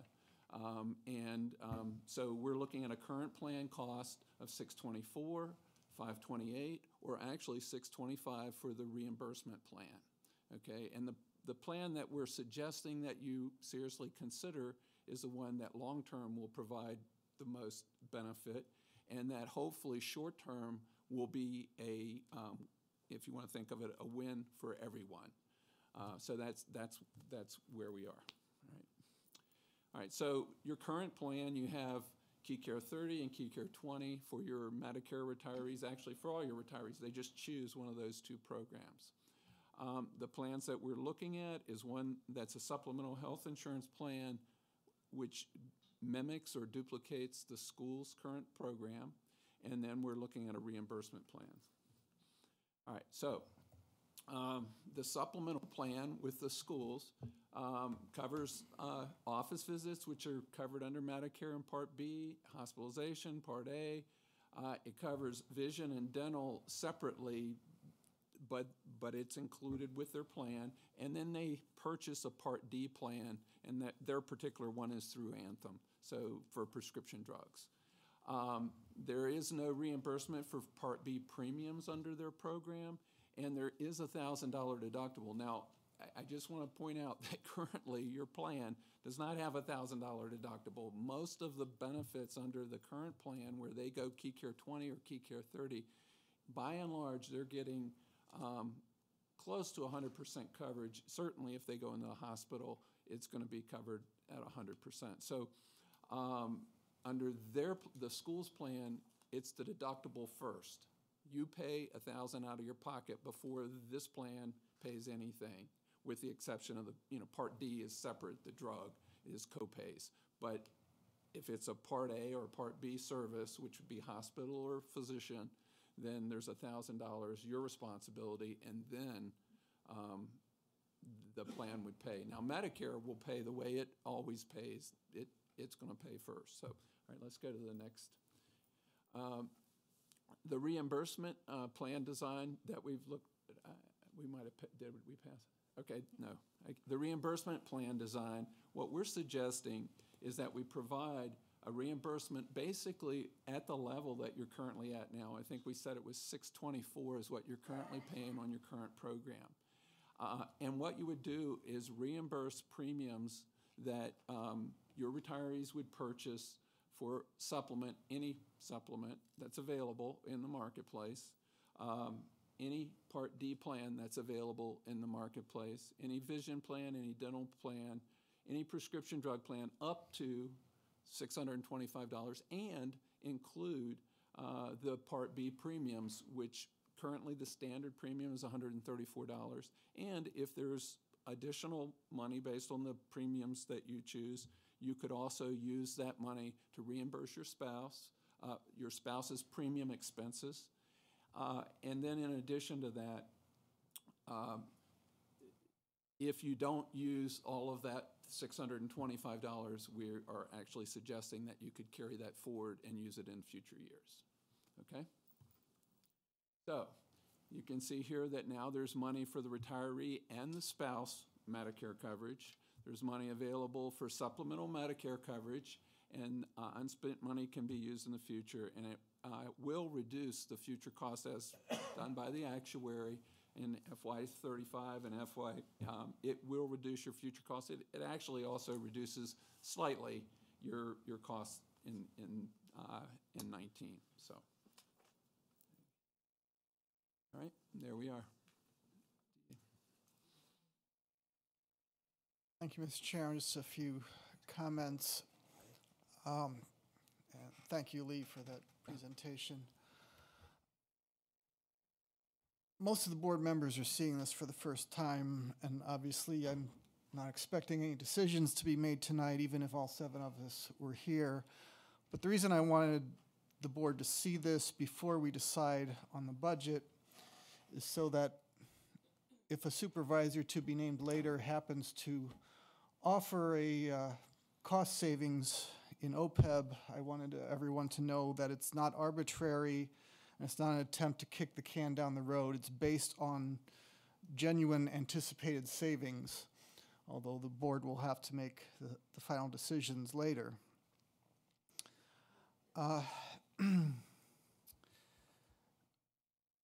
So I'm going to generalize probably too much. But essentially what we're doing now for retirees over 65 is Medicare is paying up to their reimbursement rates. And essentially we're paying everything above that according to Key Care 20 or 30, as the case may be, what our reimbursement rates are. So the reason that this can be a win-win, really it's a win-win-lose. It's a win for the retirees, it's a win for the county taxpayers. So who loses? Quite frankly, it's the providers, because they're currently getting well over the Medicare reimbursement rates. Under this plan, they would just get the Medicare reimbursement rates. Now, I certainly have great respect for the medical profession, but their continuing battles with Congress over Medicare reimbursement is a battle way above our pay grade. And I know people get concerned about any kind of changes, especially to their health care, but I don't think that we can allow that to deter us from saving the taxpayers from having to essentially overpay providers, healthcare providers, because that's what they're doing now under our current system. And as I mentioned, I know any kind of changes to healthcare can be a great concern. I think it was in October, I got a letter from my health insurer, and I get my insurance from my daytime employer, the federal government. And it was just before federal open season, and I got a letter, and it said, you could be saving money on premiums if you switch your plan to this. And it's my current what was then my current healthcare insurance company. So they weren't selling me on a plan different from somebody else's plan. They were telling me one of their own plans was better for me than the one I was under. And even though it was going to save me money, I just dreaded, going into all the details and trying to decide if this was really better. So I understand the resistance to change. And we can't absolutely promise that every single person is going to be better off financially. Everyone's health care situation is different. But I think the actuarial numbers are telling us that the strong majority will be better off financially. And given the number of retirees we have over 65, it could be everyone who's currently in that category. We can't promise that, though. And for those who were concerned about the mention of a $1,000 deductible. My advice would be don't pick that one. Pick the reimbursement plan, because that also represents the least change for those in the current program. You're already paying a Part B premium. This would just give you the money up front rather than paying the providers on the back end. Now, it would be a change in how you receive prescription drug benefits. One question I did have,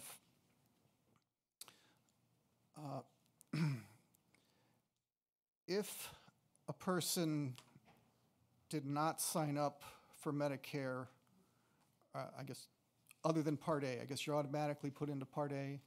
If a person did not sign up for Part B or Part D when they first became eligible, they can sign up if they no longer have access to a plan that they previously had. Does that still apply under the supplement plan? Since they would still have an option. Right, that's a good question. Typically, the way Medicare supplements work is when you first enroll in Part B, you have an open enrollment, and it's not an annual open enrollment, unlike Part D or the Medicare Advantage type programs. It's a one-time 6-month open enrollment period from when you sign up for Part B. Your employees that are on Medicare right now have all signed up for Part B. They have to. You know, the plan pays secondary, the Anthem plan pays secondary after Medicare pays first, so they have to have Part B. If they have A, then they have to enroll in Part B. So they are going to be past that 6-month period. What they will get, though, if this plan that you currently have goes away, is they will get what's called a guarantee issue. It's different than an open enrollment. It's a guarantee issue period. So there are guarantee issue supplement plans that have to be offered on a guarantee issue basis at really the best rate based on the age. And in this case, the one that people are very familiar with, the one that's most popular, that most people know about, would be Plan F. So Plan F will be available for any Medicare retiree that loses coverage because the system has stopped their group plan. Okay, that's a guarantee issue right that they would have. The Plan F premium, just for example, from Anthem, it's age rated, so each year it increases. And at age 75, it stops increasing. So the 75 plus premium is just left me. I believe it's $275 a month for that premium, for that supplement. So that's the worst case that any person here will have to pay for a Plan F. Plan F picks up the copays and deductibles that Medicare does not pay. So if you go to the hospital and it's been approved by Medicare and it applies to a deductible or a copayment, Plan F picks it up. So on hospital and physician charges, that's basically 100% benefit. So then the next question really is, well, what about Part D? Well, with Part D, you will also get a guarantee issue period if they lose coverage. And then annually, they'll have an annual open enrollment for Part D benefits. Currently in Virginia, there are 24 Part D plans available to any individual on Medicare. There are 24 of them. They range in price from $16.70 per month to $158.80 or 70 cents. So 158 would be the most. So if we took the worst case scenario of your 87-year-old retiree, okay, or 90-year-old retiree who has a guarantee issue period, they would be paying $275 for Plan F supplement, and they would be paying $158 for a Part D And then there's going to be a little, they would probably also want to pay $50 for vision and dental, okay? So you got that all done, and I think you're then around 450. Is that right? 450. And so then you're still going to have up to $625 money to pay for $134. They're currently paying out of their pocket. They're not getting any reimbursement for Part B premium. It gets taken out of their Social Security check. So they can have that reimbursed. If they have a spouse, if there's any additional beyond that, they could have that reimbursed.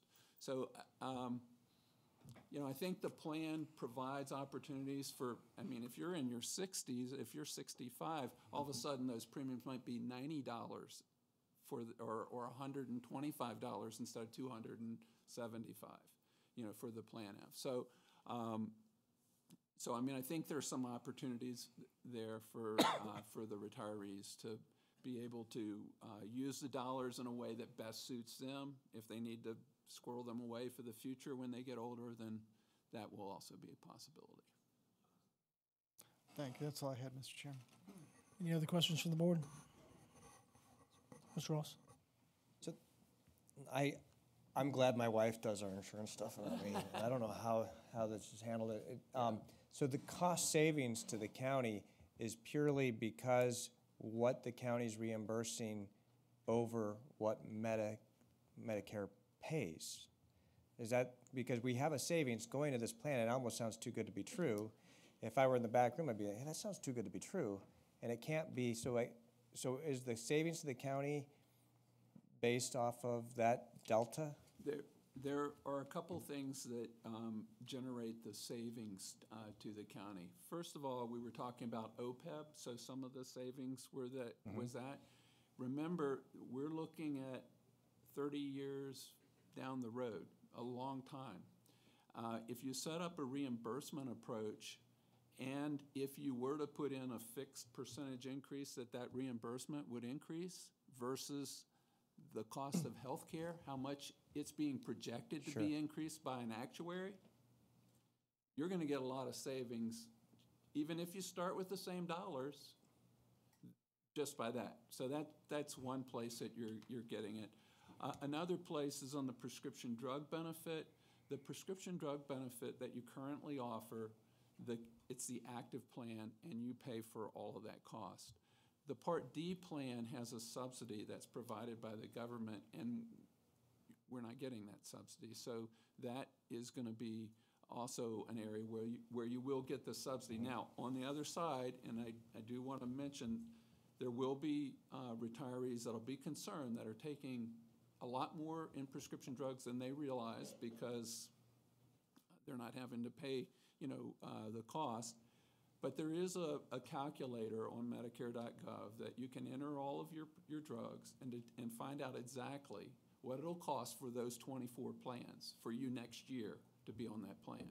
And either I or someone should sit down with those retirees and determine which plan out of those 24 is going to be the best for them. So can they meet with you? Yes. I mean, that was... Yes, I'll be happy to do that, but there are plenty of people that can provide that, and I want them to know that we're trying to come up with a solution that doesn't penalize them. Now, having said that, because my experience says there will be some people that currently are taking, let's say, $17,000 worth of prescription drugs. Let's just pick a number. And when they plug those in, it's going to calculate what your cost will be out of pocket. It'll include the prescription, it'll include the premium, and it'll include the copays. Well, obviously, the premium's going to get reimbursed, but they may still have, with copays, $3,000. That individual may end up actually paying a little more than what they're paying under the current plan. Or, I mean, it could be, I mean, if they were one that was taking $30,000, it's possible they would pay $5,000 out of their pocket. So there are going to be some people that may not have a positive impact on this. However, the majority of your retirees are going to have options available to them now. that are just gonna be a lot better for them. And one of those options is the excess funding that could pay for spouses. Well, it's Part B premium that you're already having, $134 a month.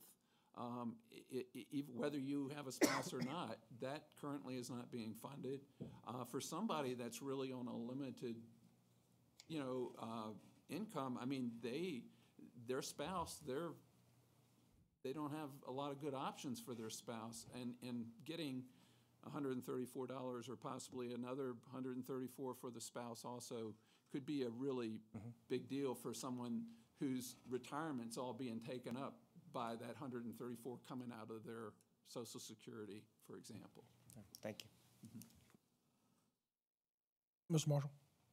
Sir, I'm looking at these supplemental plans and read through them. To be the most comparable to what we are currently providing, would you agree with me that that would be Plan F? Probably, yes. What would be the increase in cost for a retiree to go with Plan F compared to what he's paying, what we have now? Well, it depends because it's age-rated, and you're gonna have retirees that are 65 years old or just turning 65, ones that retired at, let's say, at 60, and now they've become 65 Medicare eligible. So you're gonna have 65-year-olds that are gonna be paying $125. You're gonna have 80 years old, 90-year-olds that's gonna pay $275 for the Plan F. Right. I'm looking at it here. Is it $245? Maybe it's $245. Right Okay. now, 65-year-olds, $138. Okay. Currently, a 65-year-old retiree in Spotsylvania County, what does he pay? $625, $24. That's what the county pays. Well, not the retiree, That's but you have to look at how much you're reimbursing. We're reimbursing $625. Under this proposal, we would give them $625 to purchase that plan. Right. You would give them $625 A month. a month. For all of the premium. That would include. To purchase the $138. And any other ones they want to purchase also. Plus Part D, plus Part B, $134 for Part B, plus if they have a spouse, plus, right. It would be whatever for them and their spouse that they had premiums. They could probably cover a Plan F for their spouse if they were 65 years old.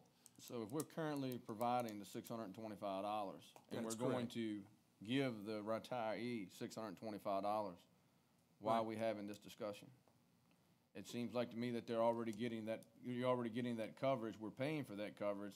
Now you're giving the retiree the money and you're betting on these prices staying the same, and, we hoping nothing goes up. Yeah, there are areas of savings that are being, that we're getting, like I said, the subsidy with the Part D and the Medicare savings, because now we are reimbursing Medicare providers at Medicare levels that make it make sense. That's. Because, when I see the Spotsylvania County paying $625 to Anthem, and then we're gonna give the retiree $625. Right. $625 minus $625 is zero. I don't see the number for the savings. The difference is in the plan. The current plan is not a Medicare supplement plan. It's an active employee plan. Okay. And so when Medicare, to Dr. Trampy's point earlier, when Medicare kicks in and pays, and then our Anthem plan, and Lee is much better explaining this than I am, comes back on the backside and pays additional. So to Dr. Trampy's point, the providers are getting more money from us now than what they would have otherwise. If what we're doing is going from a regular health insurance plan that the active employees are on to a Medicare supplement plan, a plan designed to supplement Medicare coverage. Right. And by doing that, it provides, in some cases, the exact same benefits, it's just at a lower cost. And we could actually just develop our own supplemental plan, which is what the schools have done. And to Lee's point, that has a $1,000 deductible on it. That's not something I think most people are going to want. Or we could say, here's the funding, you go individually decide what you want, what fits your personal retirement needs. And we all know, I've talked to a multitude of retirees and a multitude of active employees this week since Dr. Trampy set up this presentation and did it. Everybody has a different need.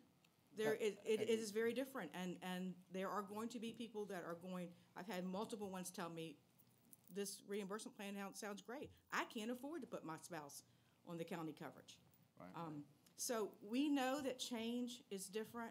One thing we've talked about among staff and with Mark is that there will be hopefully some meetings with retirees and with active employees to walk them through this. Lee is a wealth of information. You can look at your current EOBs and see what it actually is going to be like in the new, to some extent, in the new. We can do some projections. We've talked about potentially adding a staff person in HR, a full-time staff person that will be a benefit consultant that will help retirees understand what their options are. Change is difficult.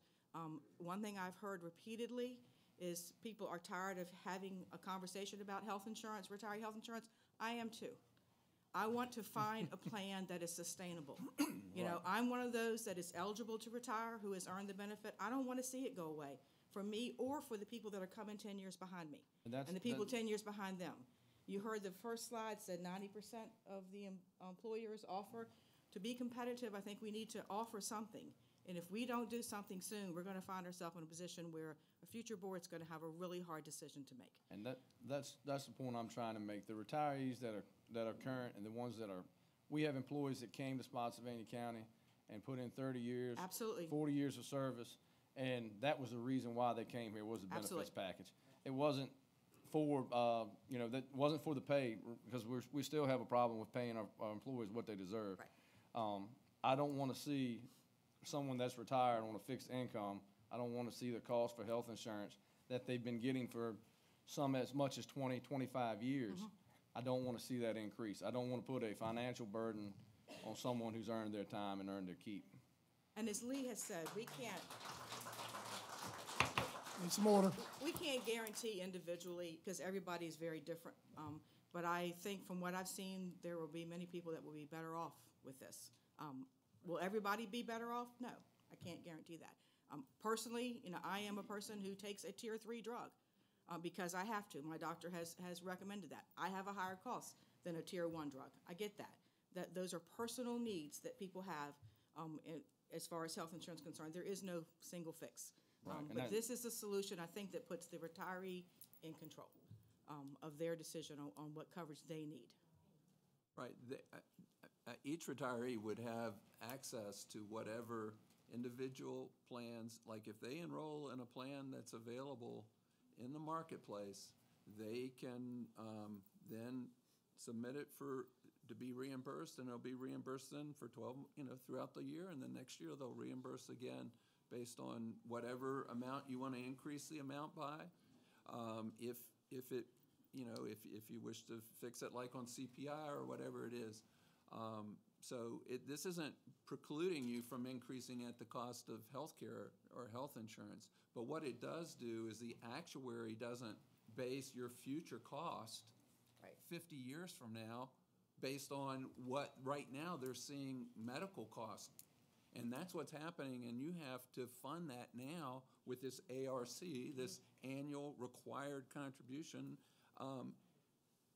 And it's based on this guess of the future with a really big healthcare cost thrown in. Now, I'm not saying that healthcare costs are going to be that or they're not, but the actuary has to use what standard operating procedure there. If you use instead CPI, which is what I think they might have put into this model, we save money long term, and you can see that. So, like I said, the idea really is how can, and for that matter, if you reimbursed at a lower level, then you'd save money initially, more money in the first year. But why not reimburse where you are right now and let people see that this will work for them, that they can now have their Part B premiums covered, and a large number of retirees will be better off.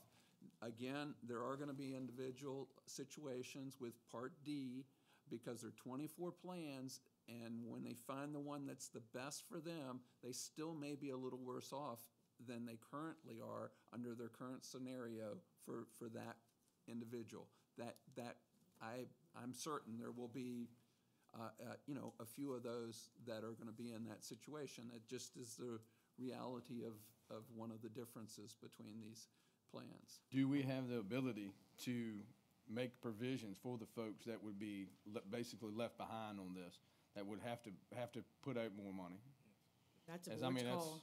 I don't think there's anything that stops us from doing anything. I mean, we can set up a plan. We can, until we look at individual needs, I'm not sure how to answer that question, but I don't think there's anything to stop you from Okay, doing 'cause something like that. That's the main concern, because these folks have earned this. That's where I'm getting at. I don't want them to lose what they've worked for.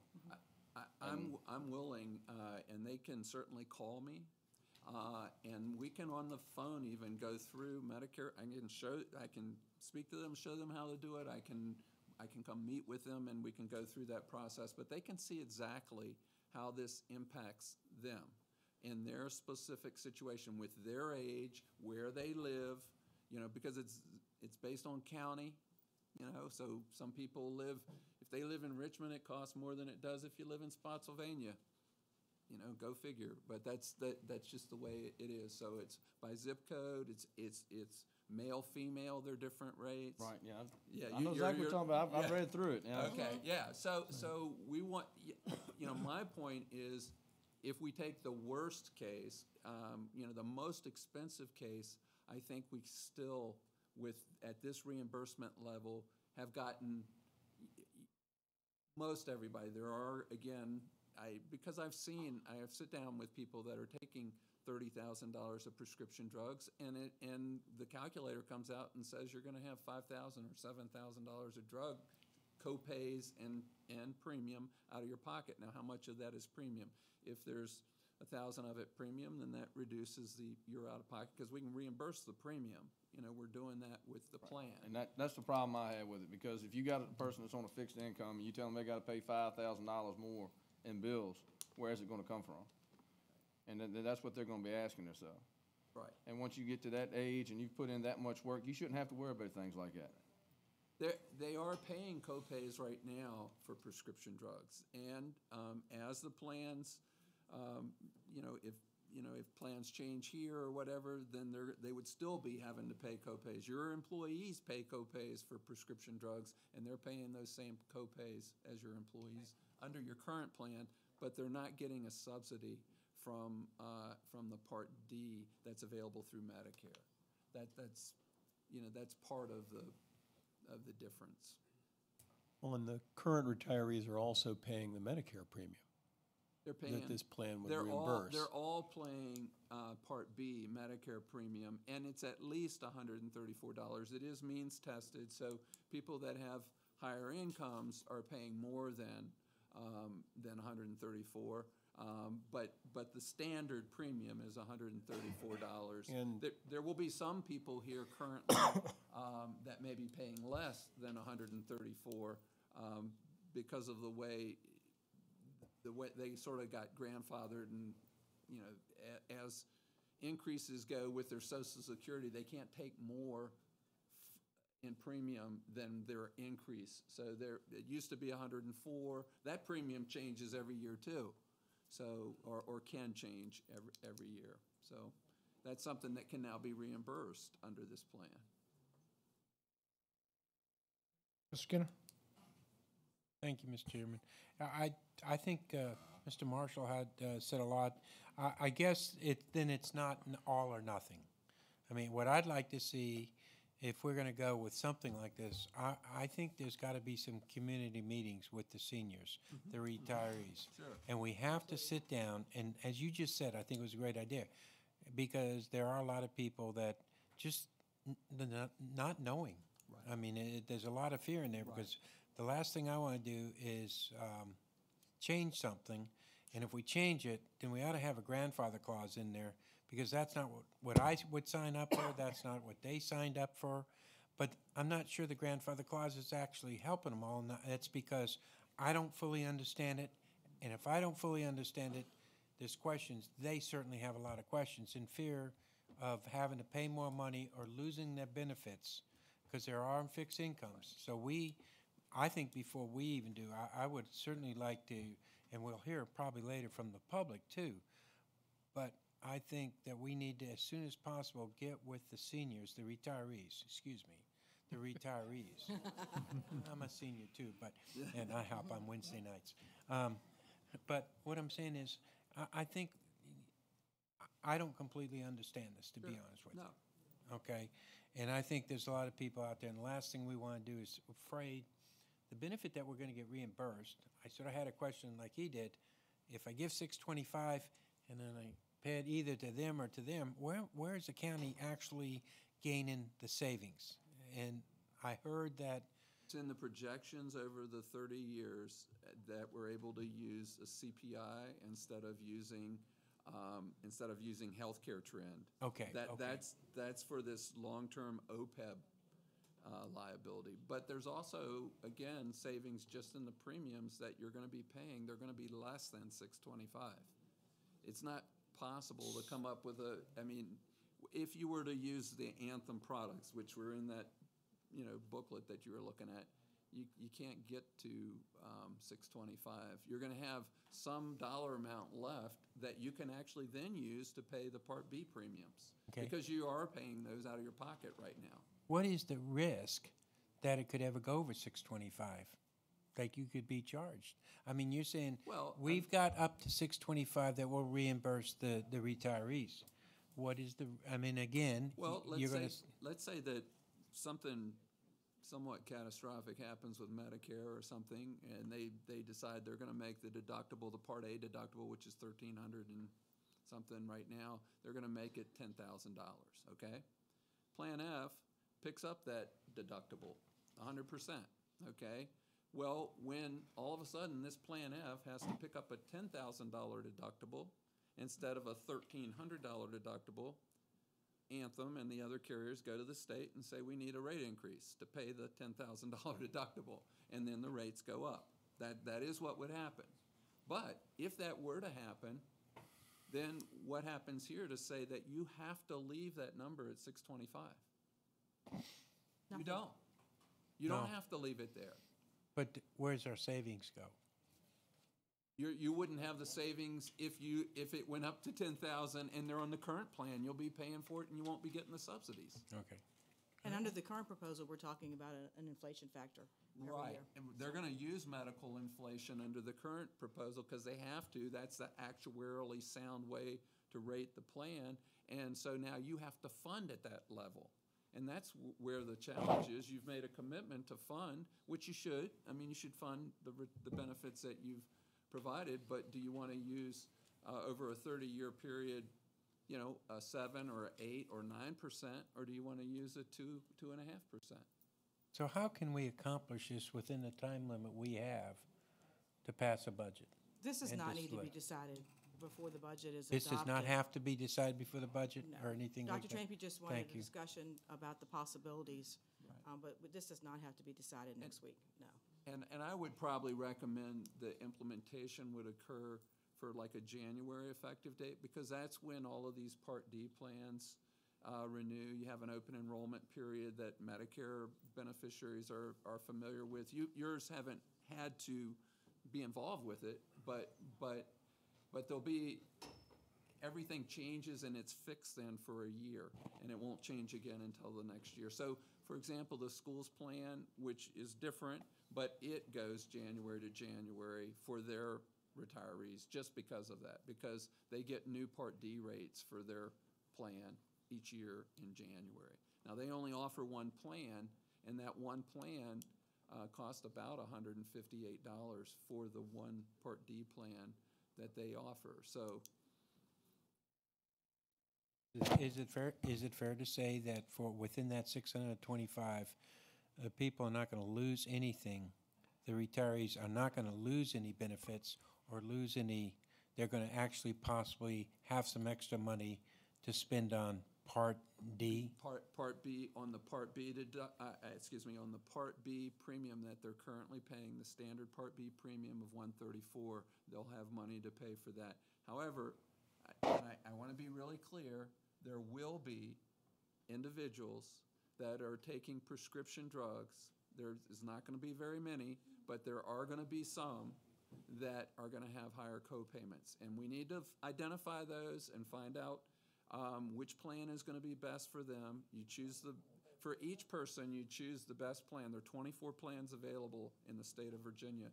They would each choose the plan that's best for them.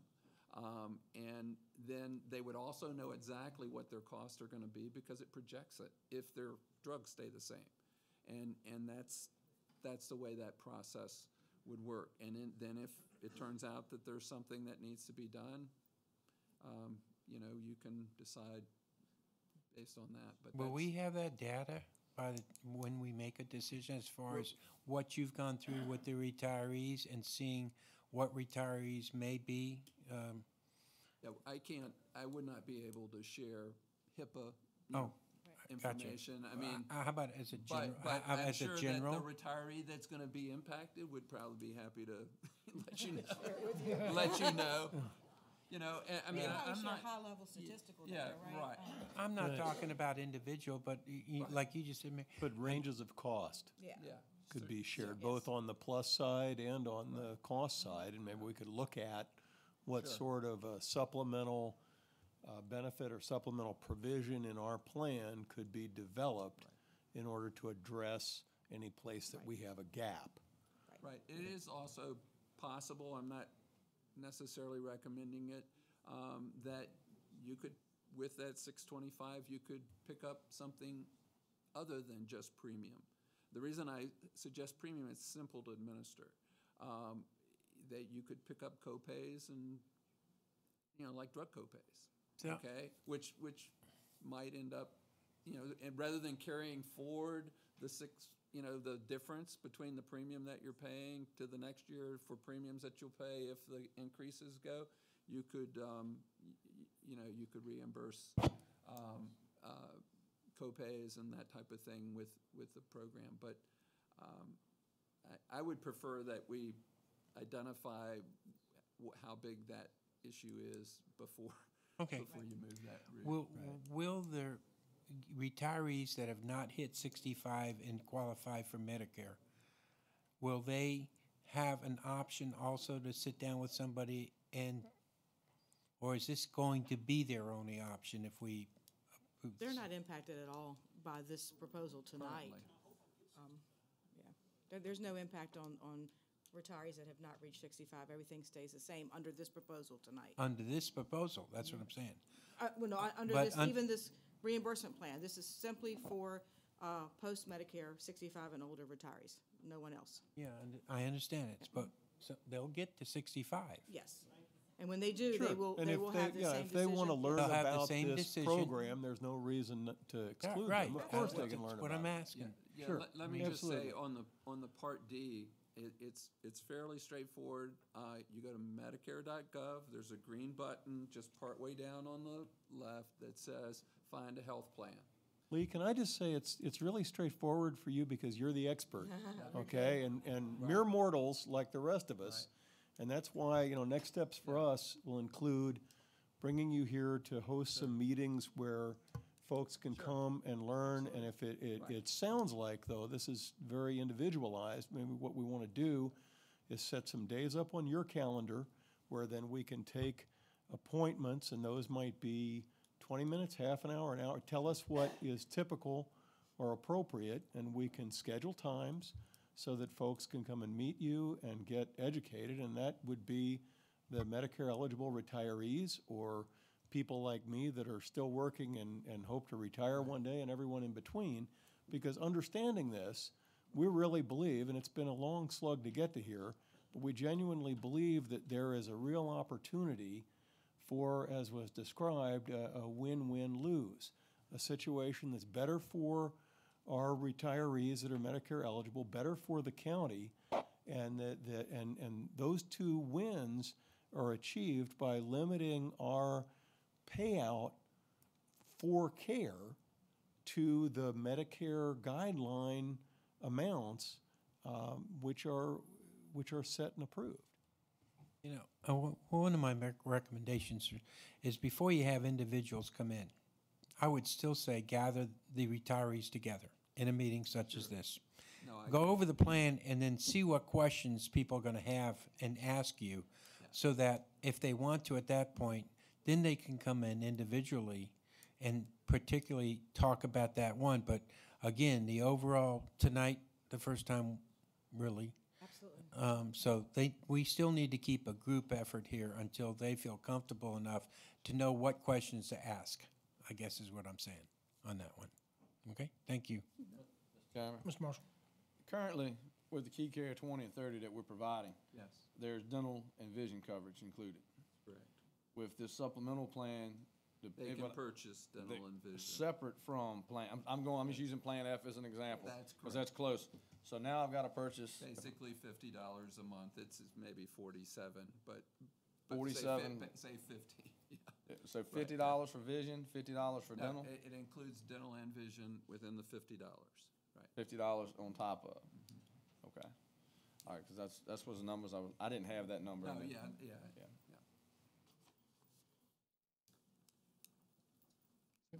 Mr. Yakubowski. Thank you. Two questions, just real quick. This is something, quite honestly, my eyes glaze over, and I know some people get super excited about actuarial tables and numbers and all that kind of stuff, and it comes down to some basic questions. Number one, are retirees, are they going to be better off or not? And for the most part, you say yes, there will be a little bit in there. Is there a possibility, excuse me, for us to then tinker with that, to maybe have some type of safety net that the county then provides for extreme measures? Because I think that basically we can do anything we want. So we could come up with something like that. The other thing too is the 625 is not from here till eternity. That's just the number that we're working with today. And so we would, of course, increase that as, time goes on. So let's not get stuck on 625 and think, because when you say 2050, I was thinking how old I'm going to be. And so, and It's just, if you wanted to put in CPI, I think that might have been CPI. what we put into the calculations that the actuaries did was CPI. Okay, so we're assuming with the savings that are being generated that there's going to be an increase based on CPI. Right. That's what's assumed in there. So we didn't assume it's going to be stagnant, it's going to stay the same. What we did not assume was that it was going to increase at the pace that is currently being used for healthcare costs, in general public, healthcare costs, because then that's where these really huge numbers. right. end up. And so what we're basically trying to do here is twofold. One, provide at least the same service, if not better, coverage for retirees, because it's a personalized. The money then that is not used of that 625 or whatever the number is in the future can then be carried over, so For that. retiree Right. and their So if descendants. you then decide that one year you don't need dental and vision for whatever reason, you don't have to then spend that money. You can then use it the next year. It's a personalized system that will make it easier for you to control, as opposed to being thrown into, the bucket of everybody else, and you have to do what everybody else is doing. So it gives you more control over it. And then the second part to all of this too is that there is a cost savings to the county, not because we need cost savings to the county, but because it becomes at some point very difficult to afford the way that we're going. So what we're trying to do is look towards the future and say, we see that there's a problem out there. How can we address it without radical change and doing it immediately? So how can we ease into that, but keeping our retirees at the forefront of our thought to make sure that the change that happens is as least impacted on them as possible, but also making sure that the taxpayers are not going to be hit in the future because we do nothing. And so my last question would be, what kind of time frame are we looking at? Is this a 2 to 3 year problem? And when I say problem, I'm saying cost that will really hit us with our new retirees that will be going into the system? Or is this something that's 10 years away? Or is this something that we should ease into now, even though it's 10 years away, that will make that impact easier to absorb? Cost of funding the ARC has to occur according to the fiscal policy by 2023. So you have 5 years to address the ARC. Now, the cost, the ever-increasing cost will depend upon those that are eligible to retire. I don't have those numbers. I don't know if Rose does, but at one point there was a significant amount of active employees who are eligible to retire in the next 5 to 7 years. I don't know what those numbers are, but certainly as those people phase into this, that will have an impact. That has been factored in, though, to these actuarial analysis. They've looked at the pool of people who's out there who's eligible. And that's how they got to the 9. Right. And that is the number that we all do know, the Yes. staff setting, because we're on a current trajectory to scale up by 2023 to be setting aside $9 million each year for these future costs. So this is not something that we don't have to do. It just is, when do we do it? It's something we're in the middle of Correct. doing. Right. To scale up to the 9. And the question is, can we modify our program without hurting our beneficiaries so that we can reduce that cost and be scaling up to somewhat less than 9? Right. Okay. Because that's an annual that 9 isn't once, this isn't like a reserve fund that we set aside as a one-time amount and it's there. This is $9 million per year. Every year. So if we can make that a 7.2 per year, a 6.8 per year, that's real saving every year. Because to put that back to people that don't enjoy actuarial tables, that is coming out of our budget, what we fund everything through. And so if we do nothing and that cost goes up, the money has to be spent or the revenues have to increase from somewhere. Yes. So what we're trying to do is address the problem before it becomes a crisis, because it's not the right thing to do, number one, to pass it on to another board, but also it's good fiscal policy, but always keeping in mind that our retirees need to have the coverage and be eased into, if it's a different program, but make sure that it's better for them, because for them to have a worse off program, it makes no sense to do it, and that's what we're absolutely not doing. We are trying to get them a sustainable program, but I also like the part that they're in control of it. And you can then pick and choose what you want, and you can make it suit the needs that you have. And then with the extra money that is there, as it does go up, which it will go up, and it won't be $625 forever, absolutely not. But that money then can be rolled over to other needs that you do have. So I think that there is a big benefit there, but it is an awful lot to explain. And so I do think that we definitely need to do that, and we need to make sure that everybody understands what is going on. But I just want to make sure that, from my perspective, that we're keeping our retirees in mind, which I know that we're doing, but I just want to reiterate that. Thank you. Dr. Trampy. Thank you, Mr. Chairman. One more point I wanted to throw out there. Mr. Ross mentioned that the way that both the county and the retirees can have savings is the delta between Medicare and the Anthem reimbursement rates. And you added that over time, under our current plan, we have to fund a swiftly growing obligation based on healthcare inflation, whereas if we set this at CPI, our costs are lower. I want to emphasize that the reason for that is that Medicare costs have not grown the same way that healthcare costs from private insurance has. And that's because Congress mandates it. So the delta between Medicare and what private insurance pays is projected to continue to grow. So both the retirees and the county save because that delta will continue to grow.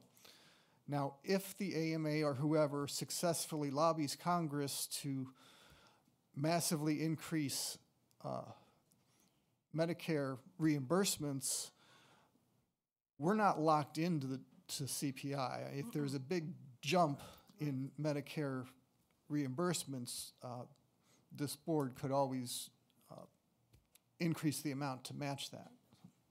Thank you, Mr. Chairman. Mr. Skinner. Got two questions, and I probably asked this, but we're really not taking any benefits away from the retirees, are we?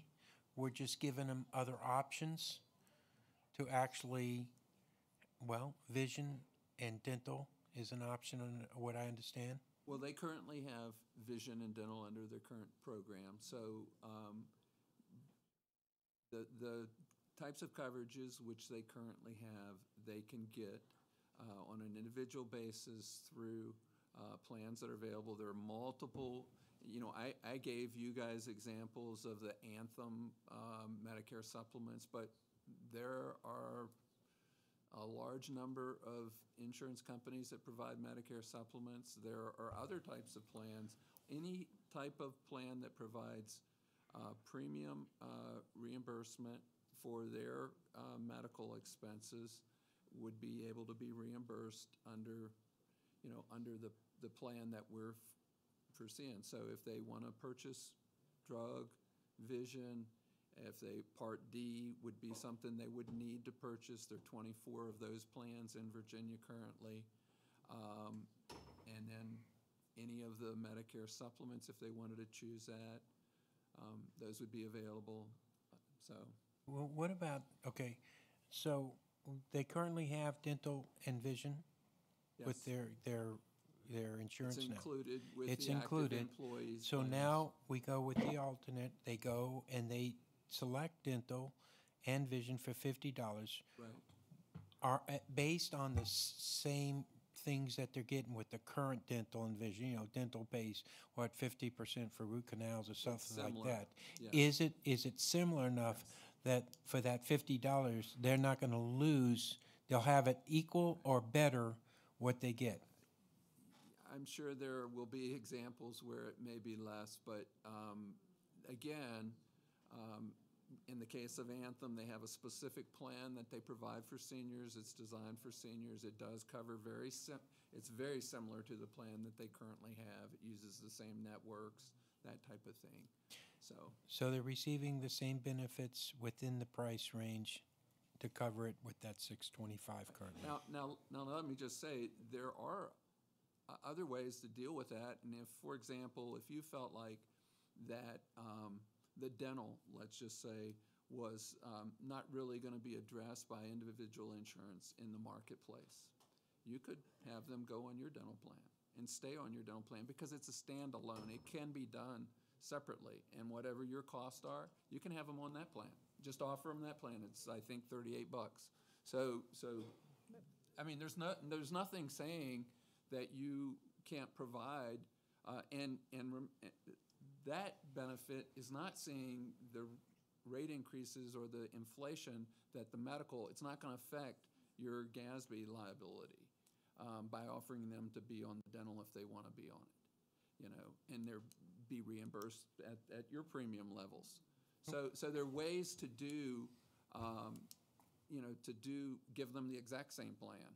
I mean, for the dental, for example, it's just they have a lot of choices, and then again, you have to decide, well, do we want to let them stay on the plan, on the dental plan?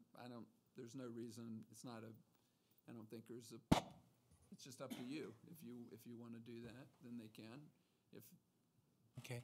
Mary, got last question. This is it. So you've just said that this does not affect other than the Medicare, that are retirees that are in Medicare. But when our young people come to Spotsylvania and sign up and want to work here, there's a package, and they know that if they work for 30 years or whatever, they can retire. Are we changing anything whatsoever for these young people, or even the people who are not on Medicare, not even retired yet, in any way that they're not getting what they signed on for when they signed a contract to work for Spotsylvania County? We're changing the way we are providing the coverage under this proposal.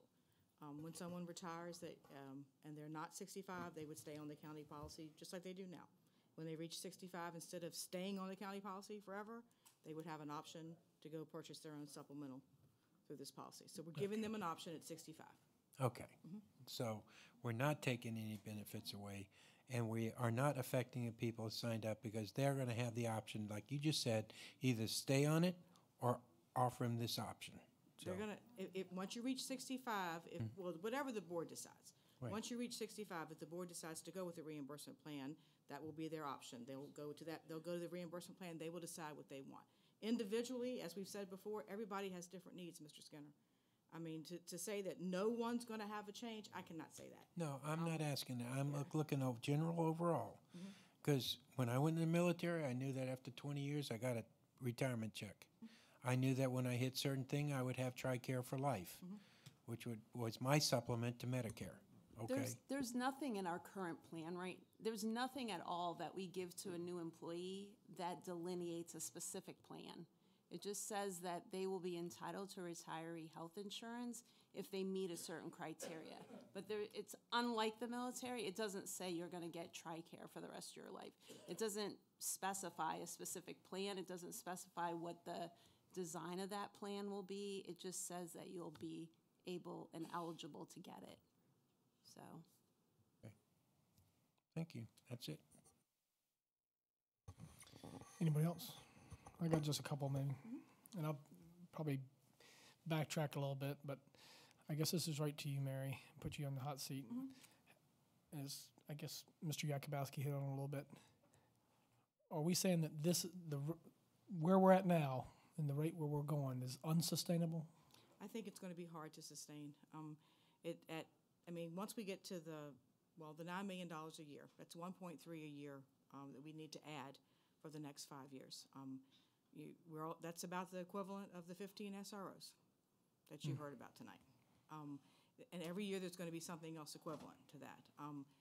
I don't want to see the plan go away at all. I don't want to see anybody lose anything, but I think we need to make sure that we have a plan that is sustainable. It's important. The policy was important when we put it in place years ago because at the time the GASB regulations changed where the liability was reportable. It was about the time in 2009 when the economy tanked.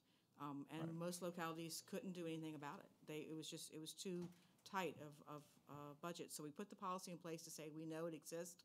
We want to address it because we were in the same place as most localities. What we're finding is a lot of localities are addressing it now. They're addressing it through a lot of avenues, including changes to their benefits. This is one piece of the puzzle, and we need to decide what is an appropriate level of benefit and then how we're going to afford to pay it so that we can sustain it so that we do not have to have this conversation over and over again. Right. That we are telling our retirees we're doing what is necessary to fund this and that we're going to make sure that it's sustainable in the future. And I have no idea, as Lee's pointed out, what health insurance costs are going to be. One thing to remind you, because they're staying on the active plan now, they're not taking full advantage of the Medicare numbers. We are a self-funded plan, so we're paying 100% of that cost. So when they go to a doctor and Medicare says this is what we believe is eligible, and then our plan kicks in and pays above that, that's coming out of our cost. We're paying 100% of that. There's no way around it. That is where part of the savings is at, is that will be eliminated. I guess the way it's explained, Medicare has been flat. The Medicare costs have been flat. Everything else has been premium costs. Basically out of 45 or greater, seems like. So, and we're paying those premiums based on Anthem and some. Yes. Okay. Right. Well, the costs have been in the almost double digits, 8 to 9% is the healthcare trend that the actuaries would be using. And you could be using a much lower trend for a plan like this, CPI, 2% or 1.5% or something like that. And it just, as you spread that out over many years, it. And Mary, you said we're going to have to be paying 9.3 in 5 years? By 2023, we should, according to the current calculations, have to be setting aside 9.3 every year. That is to both cover the active retirees, the ones that are retired, and setting aside money for the future. And then what are we paying this year towards the OPEB? 1.3 on the general fund side, but it's on the smaller funds. It's about another 8. It's in the presentation. Wow. Yeah, but it doesn't break it down. The number in the presentation. Okay. Is in here 4.4? Yeah, but that has pay-go on it for 19. that has the pay-go piece But too. basically, there's no way we'll be in the 80s as far as the tax rate. I'm not talking about tax rates. I was just throwing the zinger out. Yes.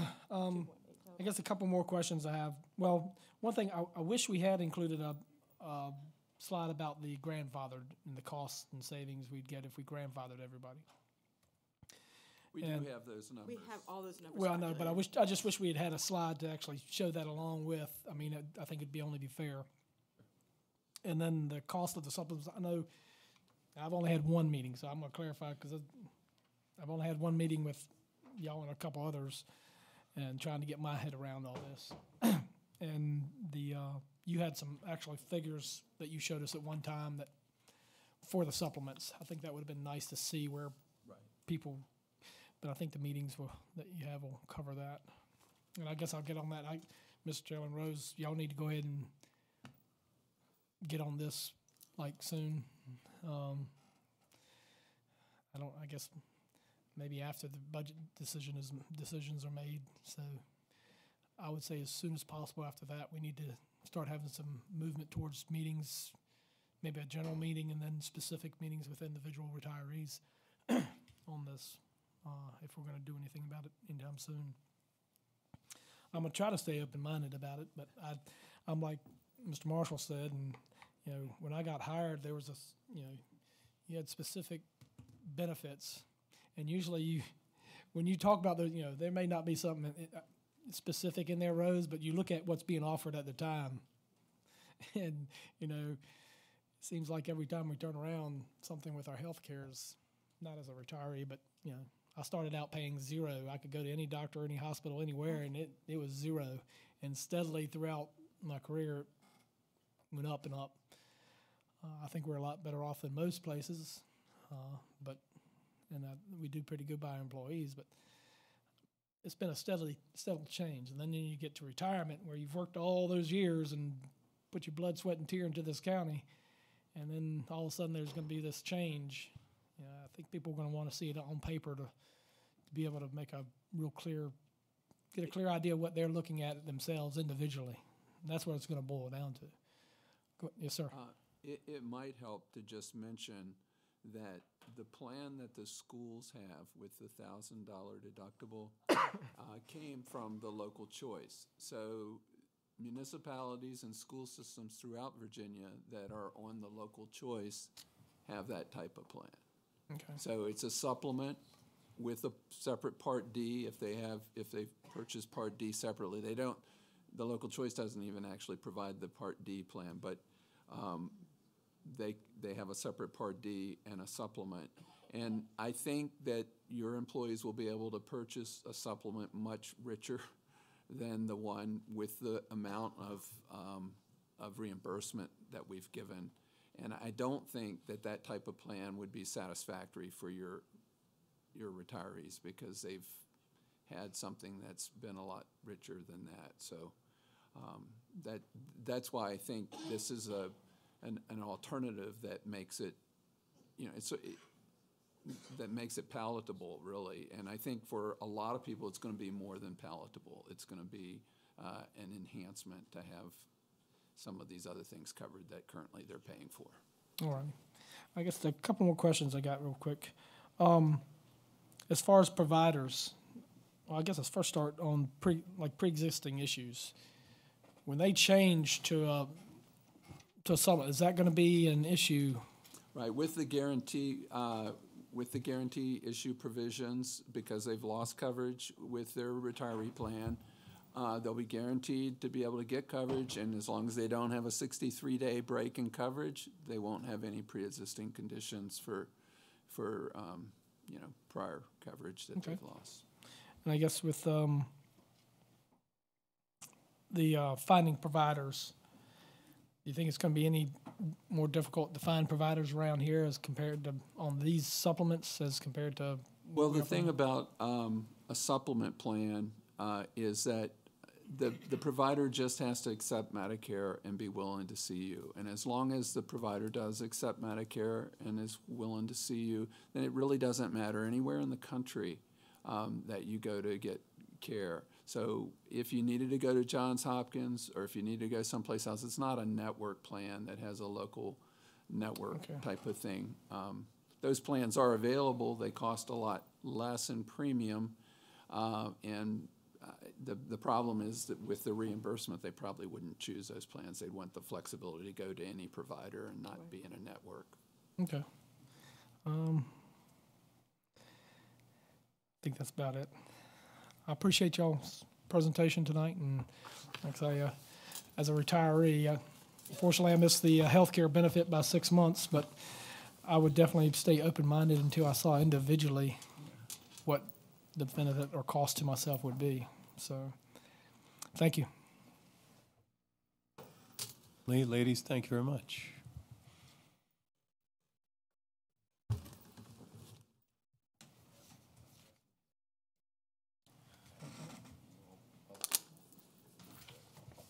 Next up, Mr. Chairman, is a discussion of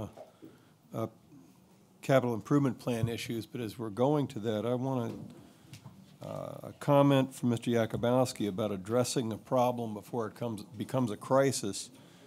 Cued me to give Mr. Cole a minute to update the board on the situation down in Richmond.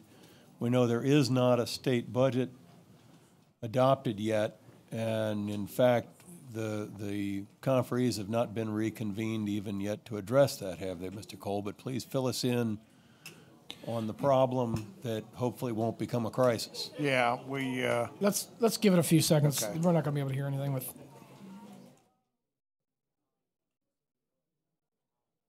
What's that?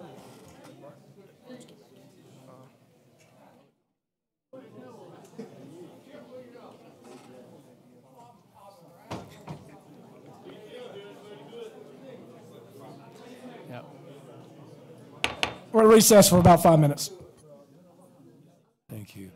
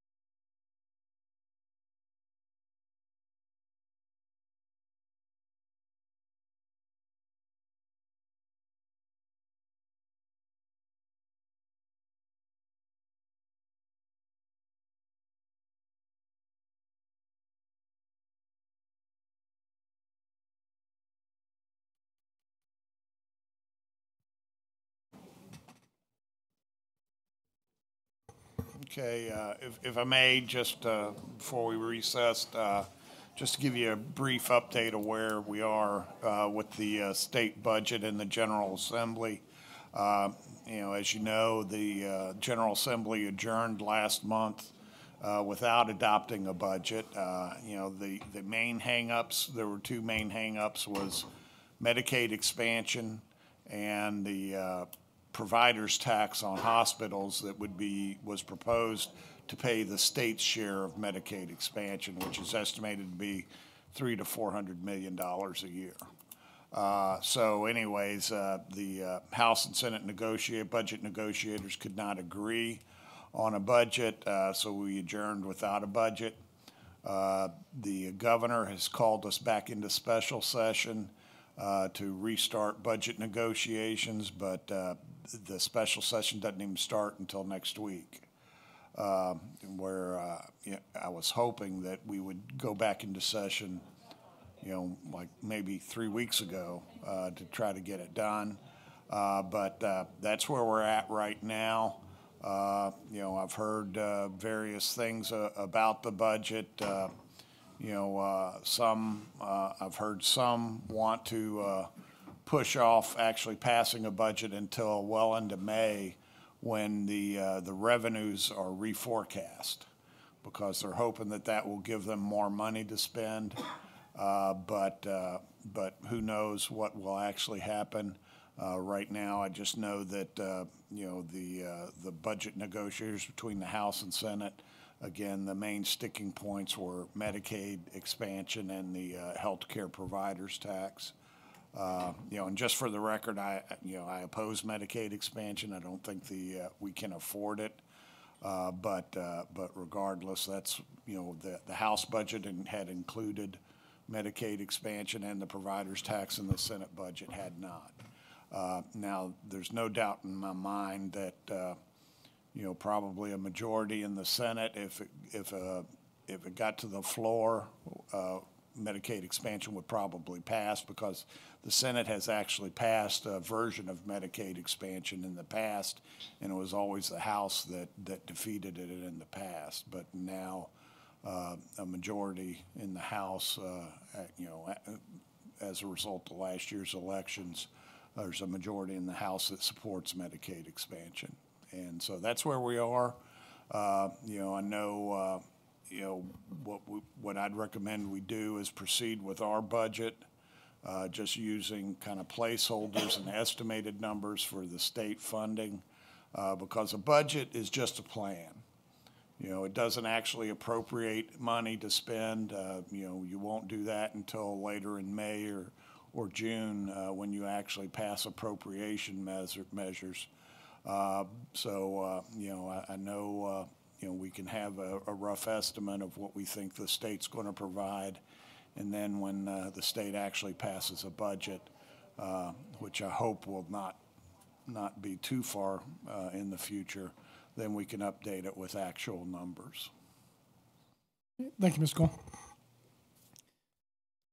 think we're on animal control, or the animal control facility. Yes, we do, and we've styled the item on the agenda for discussion of capital improvements plan items.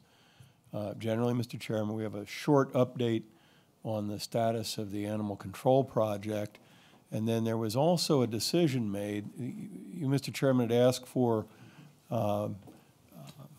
every possible option to come back to the board on possible solutions for the DSS and other space needs issues here for county functions, because, and we have an array of possibilities, a significant number of which include either the acquisition or disposition of pieces of property in order to make the solutions work, whether that's real estate purchase or lease or what have you. So in order to not give away, we've already had the circumstance of having a discussion here of a possibility of acquiring certain property, and saw the cost of that property increase dramatically just by virtue of our discussion of the matter publicly. And so we've decided to take the discussion regarding DSS and space needs into closed session for all of the alternatives to be fleshed out and for some feedback to be given to the staff on which alternatives, if any, to be studied in advance further. So that will be in the closed session. This open session is an update on the animal shelter and any other questions or comments, concerns that the board has on CIP items toward the formation of the budget. And with that, Ben and Josh, thank you for being here. All right, thank you. Good evening. The department is moving forward with the plans to bid the animal shelter project to establish real cost values through those bids as directed by the Board of Supervisors. Tonight I have with me Josh Knight. He's actually Division Director of Public Works. He'll be working with us to actually take this project through to construction. And I'll let him go over the current schedule of the project itself. Thank you for the introduction, Ben, and good evening. Staff is working on the critical path of advertising the invitation to bid for the animal shelter project. Okay, sorry. We're working on a critical path of advertising the invitation to bid for the animal shelter project. We received the first round of comments from the building department in March. Public Works staff has reviewed the comments and forwarded those to our architect, and we anticipate response to those comments from the architect within the next 2 weeks. Public Works and the procurement department are also working on preliminary bid documentation to continue efforts to get this out sooner than later, with the projected bid being in hopefully early May, and a minimum time of 30 days, but potentially longer. So we're looking at evaluating the bids, potentially awarding the contract around July. So the way the bid form is planned to be structured is so that contractors will bid on the entire scope of work, including the addition and the renovation, and there will be a bid alternate for the addition only, so there will be breakout pricing for the expansion. And it's important to note the actual renovation can't stand on itself because it's designed to work with the expansion. So if we want to do a renovation of the facility only, we need to come back to the drawing board and figure out exactly what those renovations needed to be. And there'll be opportunity with both these bid tabs to actually go through with the contractor and the architect and the Board of Supervisors and stakeholders as necessary to do value engineering to have this project try to meet the desired budget. So with that, we'd be ready to answer questions on the animal shelter you may have or any other projects that fall under our purview. Any questions or comments from the board? Dr. Trammey? I haven't been overly involved in this process other than casting votes up here and trying to understand the different options. So correct me if my memory is faulty. We originally talked about an expansion which would cover the needs for 15 years. Later, we decided to expand more, covering 20 years, which we understood would be an extra $1 million, and now that number is $3 million. Is that correct? The initial project was looking at about an 8,000 square foot expansion, and based on the stakeholders, they were thinking that might be in the range of 15 years. And then we went to the board authorized moving forward with an 11,000 square foot expansion, the estimated cost of about $1 million. And that brought that project to 11,000 square foot expansion. The overall project itself, between the initial estimates of the project, which was approximately 4.7, and then with the price escalation in the market and just scope refinement, I think, Bonnie, we're about 1.5. We had the original $1 million from the 8,000 or the 11,000 square foot expansion, which was not added to the project at that time. It was not actually allocated or transferred in. So I believe the total actually that we need is about, 2.5 currently to take this project through to completion. And then once again, about $1 million of that was already authorized under the previous expansion desired. With the bids already out there, is there any way to go back to the 8,000-foot expansion? No, sir, but we could work with the architect if the bids come in high and not under the desired budget, and work with the stakeholders to eliminate what needs to be eliminated to get that project down to an 8,000 square foot expansion. But it would take a reissuance or rework of the architectural plans. Thank you. Anybody else? Mr. Skinner? Follow up on this question. The additional architectural plan is going to cost us? I mean, the full architectural plans were approximately $350 plus or minus, so I would say, if I was to throw a budget number out there, probably $150, $175, maybe less. It would just have to really see what changes inside of the building were necessary to meet that need of an 8,000 square foot expansion. Thank you. So, anybody else? Go ahead, Ms. Martin. No, you're good.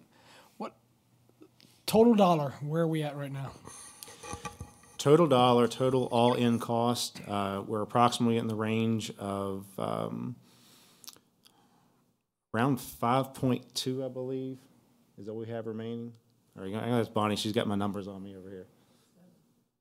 Was that $7 million with the $1 million?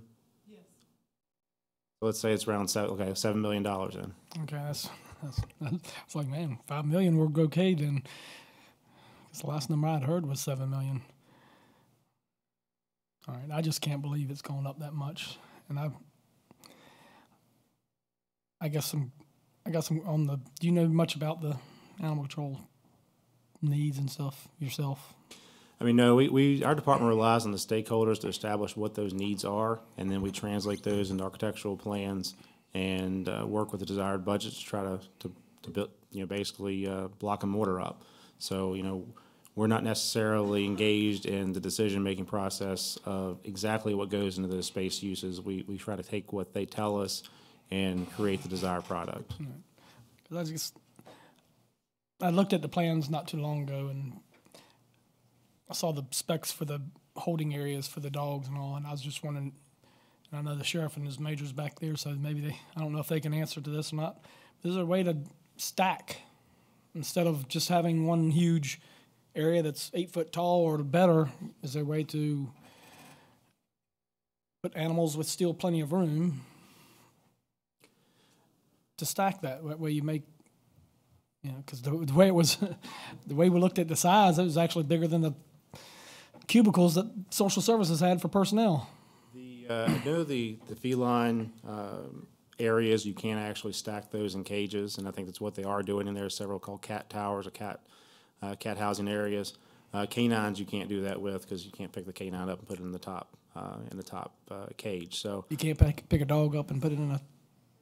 No, you wouldn't want to do that. I mean, you're talking about some of these animals, especially if we're dealing with court case dogs and things like that. Well, I can understand that. I mean, I'm talking about a stray that licks you to death that instead you might of. need to engage the stakeholder about and determine exactly why, either by code or operationals, that's not really advisable. I see we got a stakeholder now.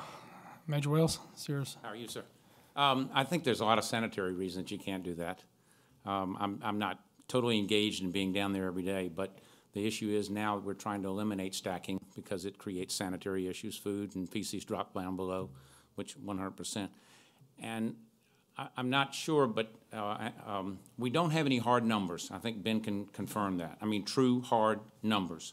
And while I agree that nobody wants to pay any more than they have to, I think a starting point would be come up with some hard numbers and then back down from that might be an option that we're looking at.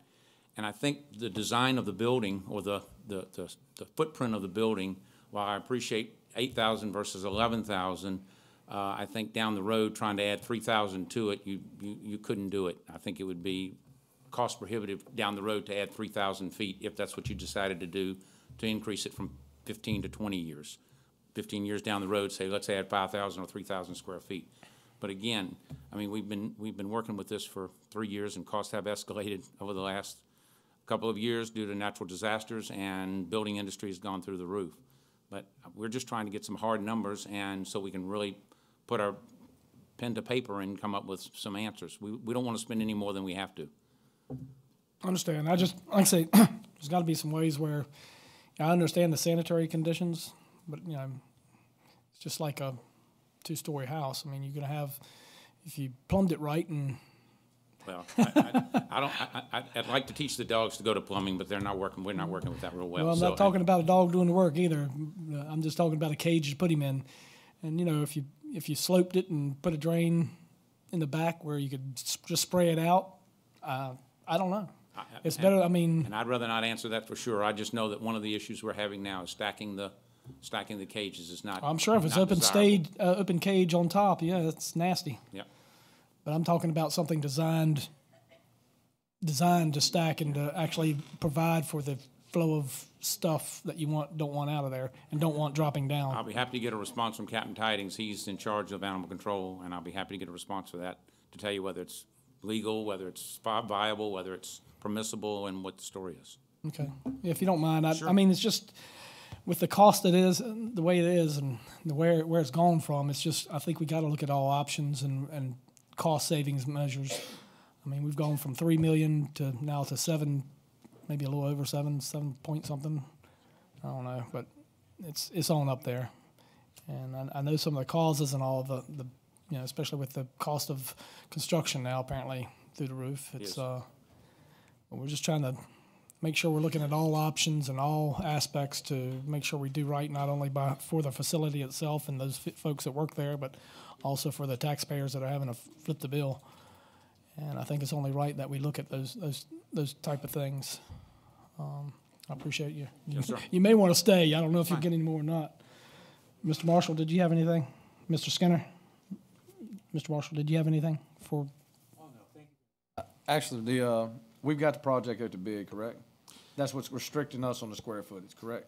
No, right now, we're actually in the resubmission process to the building department. We're hoping to have it out to bid in May and June. So we're actually working on the bid documentation now. So it's not on the street officially, but we are preparing those documents for May, June release. So we technically have the option we could put it out as a build-to-suit option. Yeah, what can you give us for whatever million we come up decide? We would have to probably sit down with the procurement office and with the stakeholders and kind of figure out how we can do that. You're looking at project delays, but I mean, we're not committed. I mean, even if we put out the bid, we're not committed to award the contract. That's something we could look at. Maybe Major Wells can say that. Are we time restricted, sir? I mean, it sounds like we have a problem here with financing or funding it. So the question is, when we've been working on it, as you said, 3 years now, if we go out with this bid and then we find that the bids are much higher, then can we go out? I mean, is there some, because I've never really said like a date that we have to have this in there. Because we're not any longer, we've covered the problems with the state, correct, Ed? We have done. That's actually, we'd have to, if we see the project stall based on understanding what the VDAC is telling us, is that we'd have to move forward with some renovations in the Sallyport area to meet minimum standards to keep from getting the violations. So if we have a project delay, that they aren't necessarily happy with, they can potentially issue a violation for some of the issues, and Carter can go over exactly what those are. But my understanding, there's areas within the Sallyport that need some work to meet current code requirements. Right now, we're in violation, but we're on a holding pattern because they know we're working toward it. So to say that if we decided not to go ahead with anything, that's not a true statement. We'd have to do some renovation to the Sallyport and a couple other areas to meet standards. If I may, Mr. Chair. Go ahead. The idea of putting this out to bid was so that we could get some solid numbers. There has been questions from the board as this project's moved along about costs. So by putting this out to bid, we can get actual prices. Once we get the bid back, then we can come back to the board and we can come back to the stakeholders and actually value engineer, you know, where those cost savings could be found to bring the project, if not back into the budget that we have, but closer to the budget that we have, and then we would come back to the board to discuss those alternatives for the building. Well, and that was the board's last direction, was to get this out to bid, get some hard numbers to work with. That's correct. The last time we came to the board, thank you, Mr. Taylor, the board's instruction was to put the project out to bid, see what the bids came back at, and then work with those numbers to see how we could get the project, if it doesn't come within budget with the bids that are out, then what we could do to bring that project back within the budget. All right, well, the problem is that we've already been airing, I'll just call it dirty laundry, where, you know, we've already said the price. So anybody that... Well, it is what it is at this point. As far as the $7 million, I mean, we publicly... Any good contractor, though, is going to do a little bit of investigation. And quite frankly, with the bid specs, you know, when you send those out to bid, you know, there's engineers' cost estimates that go along with these projects. And again, you know, as I said at the last board meeting, it's hard to maintain transparency at the same time when, you know, these bid documents go out with construction estimates attached to them, and we have an advertised CIP that has a budget attached to it as well. So it's hard to keep the cards close to the vest. I think there are ways that we can do things differently as we move forward with projects. But for this particular project, that's the number that's out there now. It's the number that's in the CIP. So that's why we wanted to put this out to bid and see what it actually came back at. Okay. The problem, I mean, with all this, with the budget, I mean, in scenarios that I've seen floating around, it's, you know, some take it out of the CIP to set for cost savings. No, I understand. Some have left it in. So if this board decides on the budget that takes it out, then you're not going to have the money. Right. And then if that's the case, then we'll have to look at what we can do with the money that we have. So if the board decides not to fund the $2.2 million or $2.5 million, and we have to work with the budget that we have, then we'll come up with a way to, if nothing else, put the footprint up, do whatever renovations we need, and then in the future, you know, you can come back and finish parts of the inside of the building. And these are just ideas off the top of my head, but there are ways, you know, to get a project closer to the budget. But it's going to require sitting down again with the stakeholders to find out what they can do with and what they can do without. Okay. Well, let me ask you on this 11,000 square foot addition and all, if it's done in, I'm going to say 25 years, it needs another expansion. Are we going to be able to do that on this building? No, sir. 11,000 square feet is all you're going to get on that site. There's no way to go up? We looked at going up in this project, and I don't believe that was feasible, Ben, if I'm not mistaken. You don't really gain, as I recall, you don't really gain a lot of space by going up because of mechanical. You've got access to the second floor, so you really don't gain a whole lot of space on the second floor by going up a floor. And it wasn't cost effective either. But yeah, the more the cost effective side of the coin on that one, you know, if we were to build it and, you know, move forward and try to, you know, make the footers and everything to be able to accept a second floor, you know, fast forward, whenever you're going to build that second floor, you're going to rip all that space out, so you're kind of basically wasting the money you invested into the roofing structure and the over part of the building. So if you wanted to go to a second floor, the time would be now to do that and create a shell space, but that is going to cost more money than currently in the project as a single floor. Okay, because isn't that what we did with the public safety building? It was designed to go up? The public safety building, actually, I believe it has a potential expansion on the side of the building. The judicial center that we are currently working on will have shell space for future growth there. So the public safety building does not have the ability to go up? No, public safety building would not go up. It actually expands horizontally, if I remember the planning correctly. Okay. And Ben, would there not be horizontal expansion potential at the current animal shelter location if we assume in the 2025-year cycle that we would also in the meantime outgrow the utilities department offices there? And if those were relocated elsewhere, then the utilities department property adjacent to the animal shelter could become additional animal shelter site, could it not? Yes, that's correct. It could. The field services and utilities administration offices, if we outgrow that space, there could be. And that's simply office. That's office and field services, which is your trucks we use for service. Right. And is there lab space system. there? No, there's no lab space. So all of that space is more easily replicated elsewhere or enlarged when we outgrow it than the kennel space and the different specialized spaces in the animal shelter. Yes, sir, it's less specialized. Right. I just wanted to make sure we had some sort of maybe outlook for the future about what we would do. So it sounds like y'all have been ahead of the ball game. Yeah, we've actually outgrown the office space now at Hudgens Road. There's been an expansion project for the utilities administration offices in the budget since I got here. So there's currently funds in the utility CIP for office expansion for the utilities department. It was always my vision, though, at least in the interim, to leave field services at the Hudgens Road location because it's centrally located to the distribution system, to the wastewater plants, and to the water treatment plants. Okay, thank you. Anybody else have any comments? All right, thank you. All right, thank you.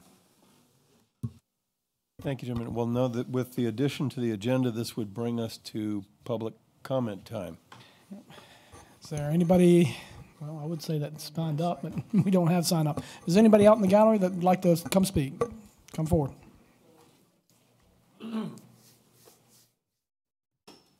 Mr. Chairman and members of the board, I come tonight to tell you some news, some things that happened in Spotsylvania County that most of you don't know about. I learned this morning from Mr. Bacos that the county administrator is showing the Marshall Center to Vaco for sale. And he said to me, if we purchase it, we will assure you, Mr. Marshall, we'll keep the Marshall name. That's all he had to say to me. I approached two members of the Board of Supervisors. One was Kevin Marshall. He said, I never heard of that. I called Mr. Skinner. He said, no one discussed that with me. Have the county administrator discussed selling that building with other members of the board? I'm asking you a question. Have he discussed it with any of you? Mr. Marshall, this is not for dialogue between us. I don't care. I served on the board for a long, long time. County administrator can't make decisions without the approval of the board. I just asked a simple question. Did you all give him permission to do that? Mr. Marshall, this is not for dialogue between the board. You don't want to answer my question. But the public will answer your question. All right. Is there anybody else that would like to speak? You can come forward. All right. Seeing none, we'll close public presentations. Mr. Chairman, that does bring us to a closed session. All right, Mr. Chair, this is your resolution to adjourn into closed meeting. Whereas the Spotsylvania County Board of Supervisors desires to adjourn into closed meeting for discussion of assignment, appointment, promotion, performance, demotion, salaries, discipline, and resignation of specific public officers, appointees, or employees of the county, specifically utilities department staff, a member of the Citizen Budget Review Committee, and a member of the board. And whereas the Spotsylvania County Board of Supervisors desires to adjourn into closed meeting for discussion or consideration of the acquisition of real property for a public purpose or for the disposition of publicly held real property, where discussion in an open meeting would adversely affect the bargaining position or negotiating strategy of the public body, specifically discussion of real property in the districts of Cortland, Lee Hill, Berkeley, and Livingston. And whereas pursuant to Virginia Code Section 2.2, 3711A1 and 3, such discussions may occur in closed meeting. Now, therefore, be it resolved that the Spotsylvania County Board of Supervisors does hereby authorize discussion of the aforestated matters. So moved. Mr. Yakubowski? Aye. Mr. Ross? Aye. Mr. Skinner? Aye. Mr. Marshall? Aye. Dr. Trampy? Aye. Chair, aye.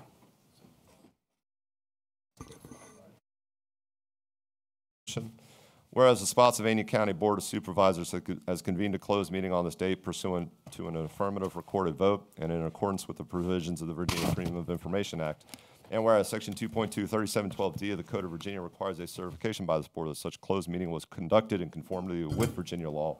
Now, therefore, be it resolved that the Spotsylvania County Board of Supervisors hereby returns to open meeting and certifies by roll call vote that to the best of each member's knowledge, only public business matters lawfully exempted from the open meeting requirements of the Virginia Freedom of Information Act and identified in the motion to convene into closed meeting were heard, discussed, or considered in the closed meeting. Mr. Yakubowski? Aye.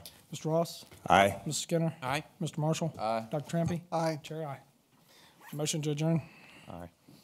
Or all ayes for adjournment? Aye, aye, aye, aye. Next meeting is Nay. Tuesday, the 10th, at 4:30 in this chamber. What? 4:30?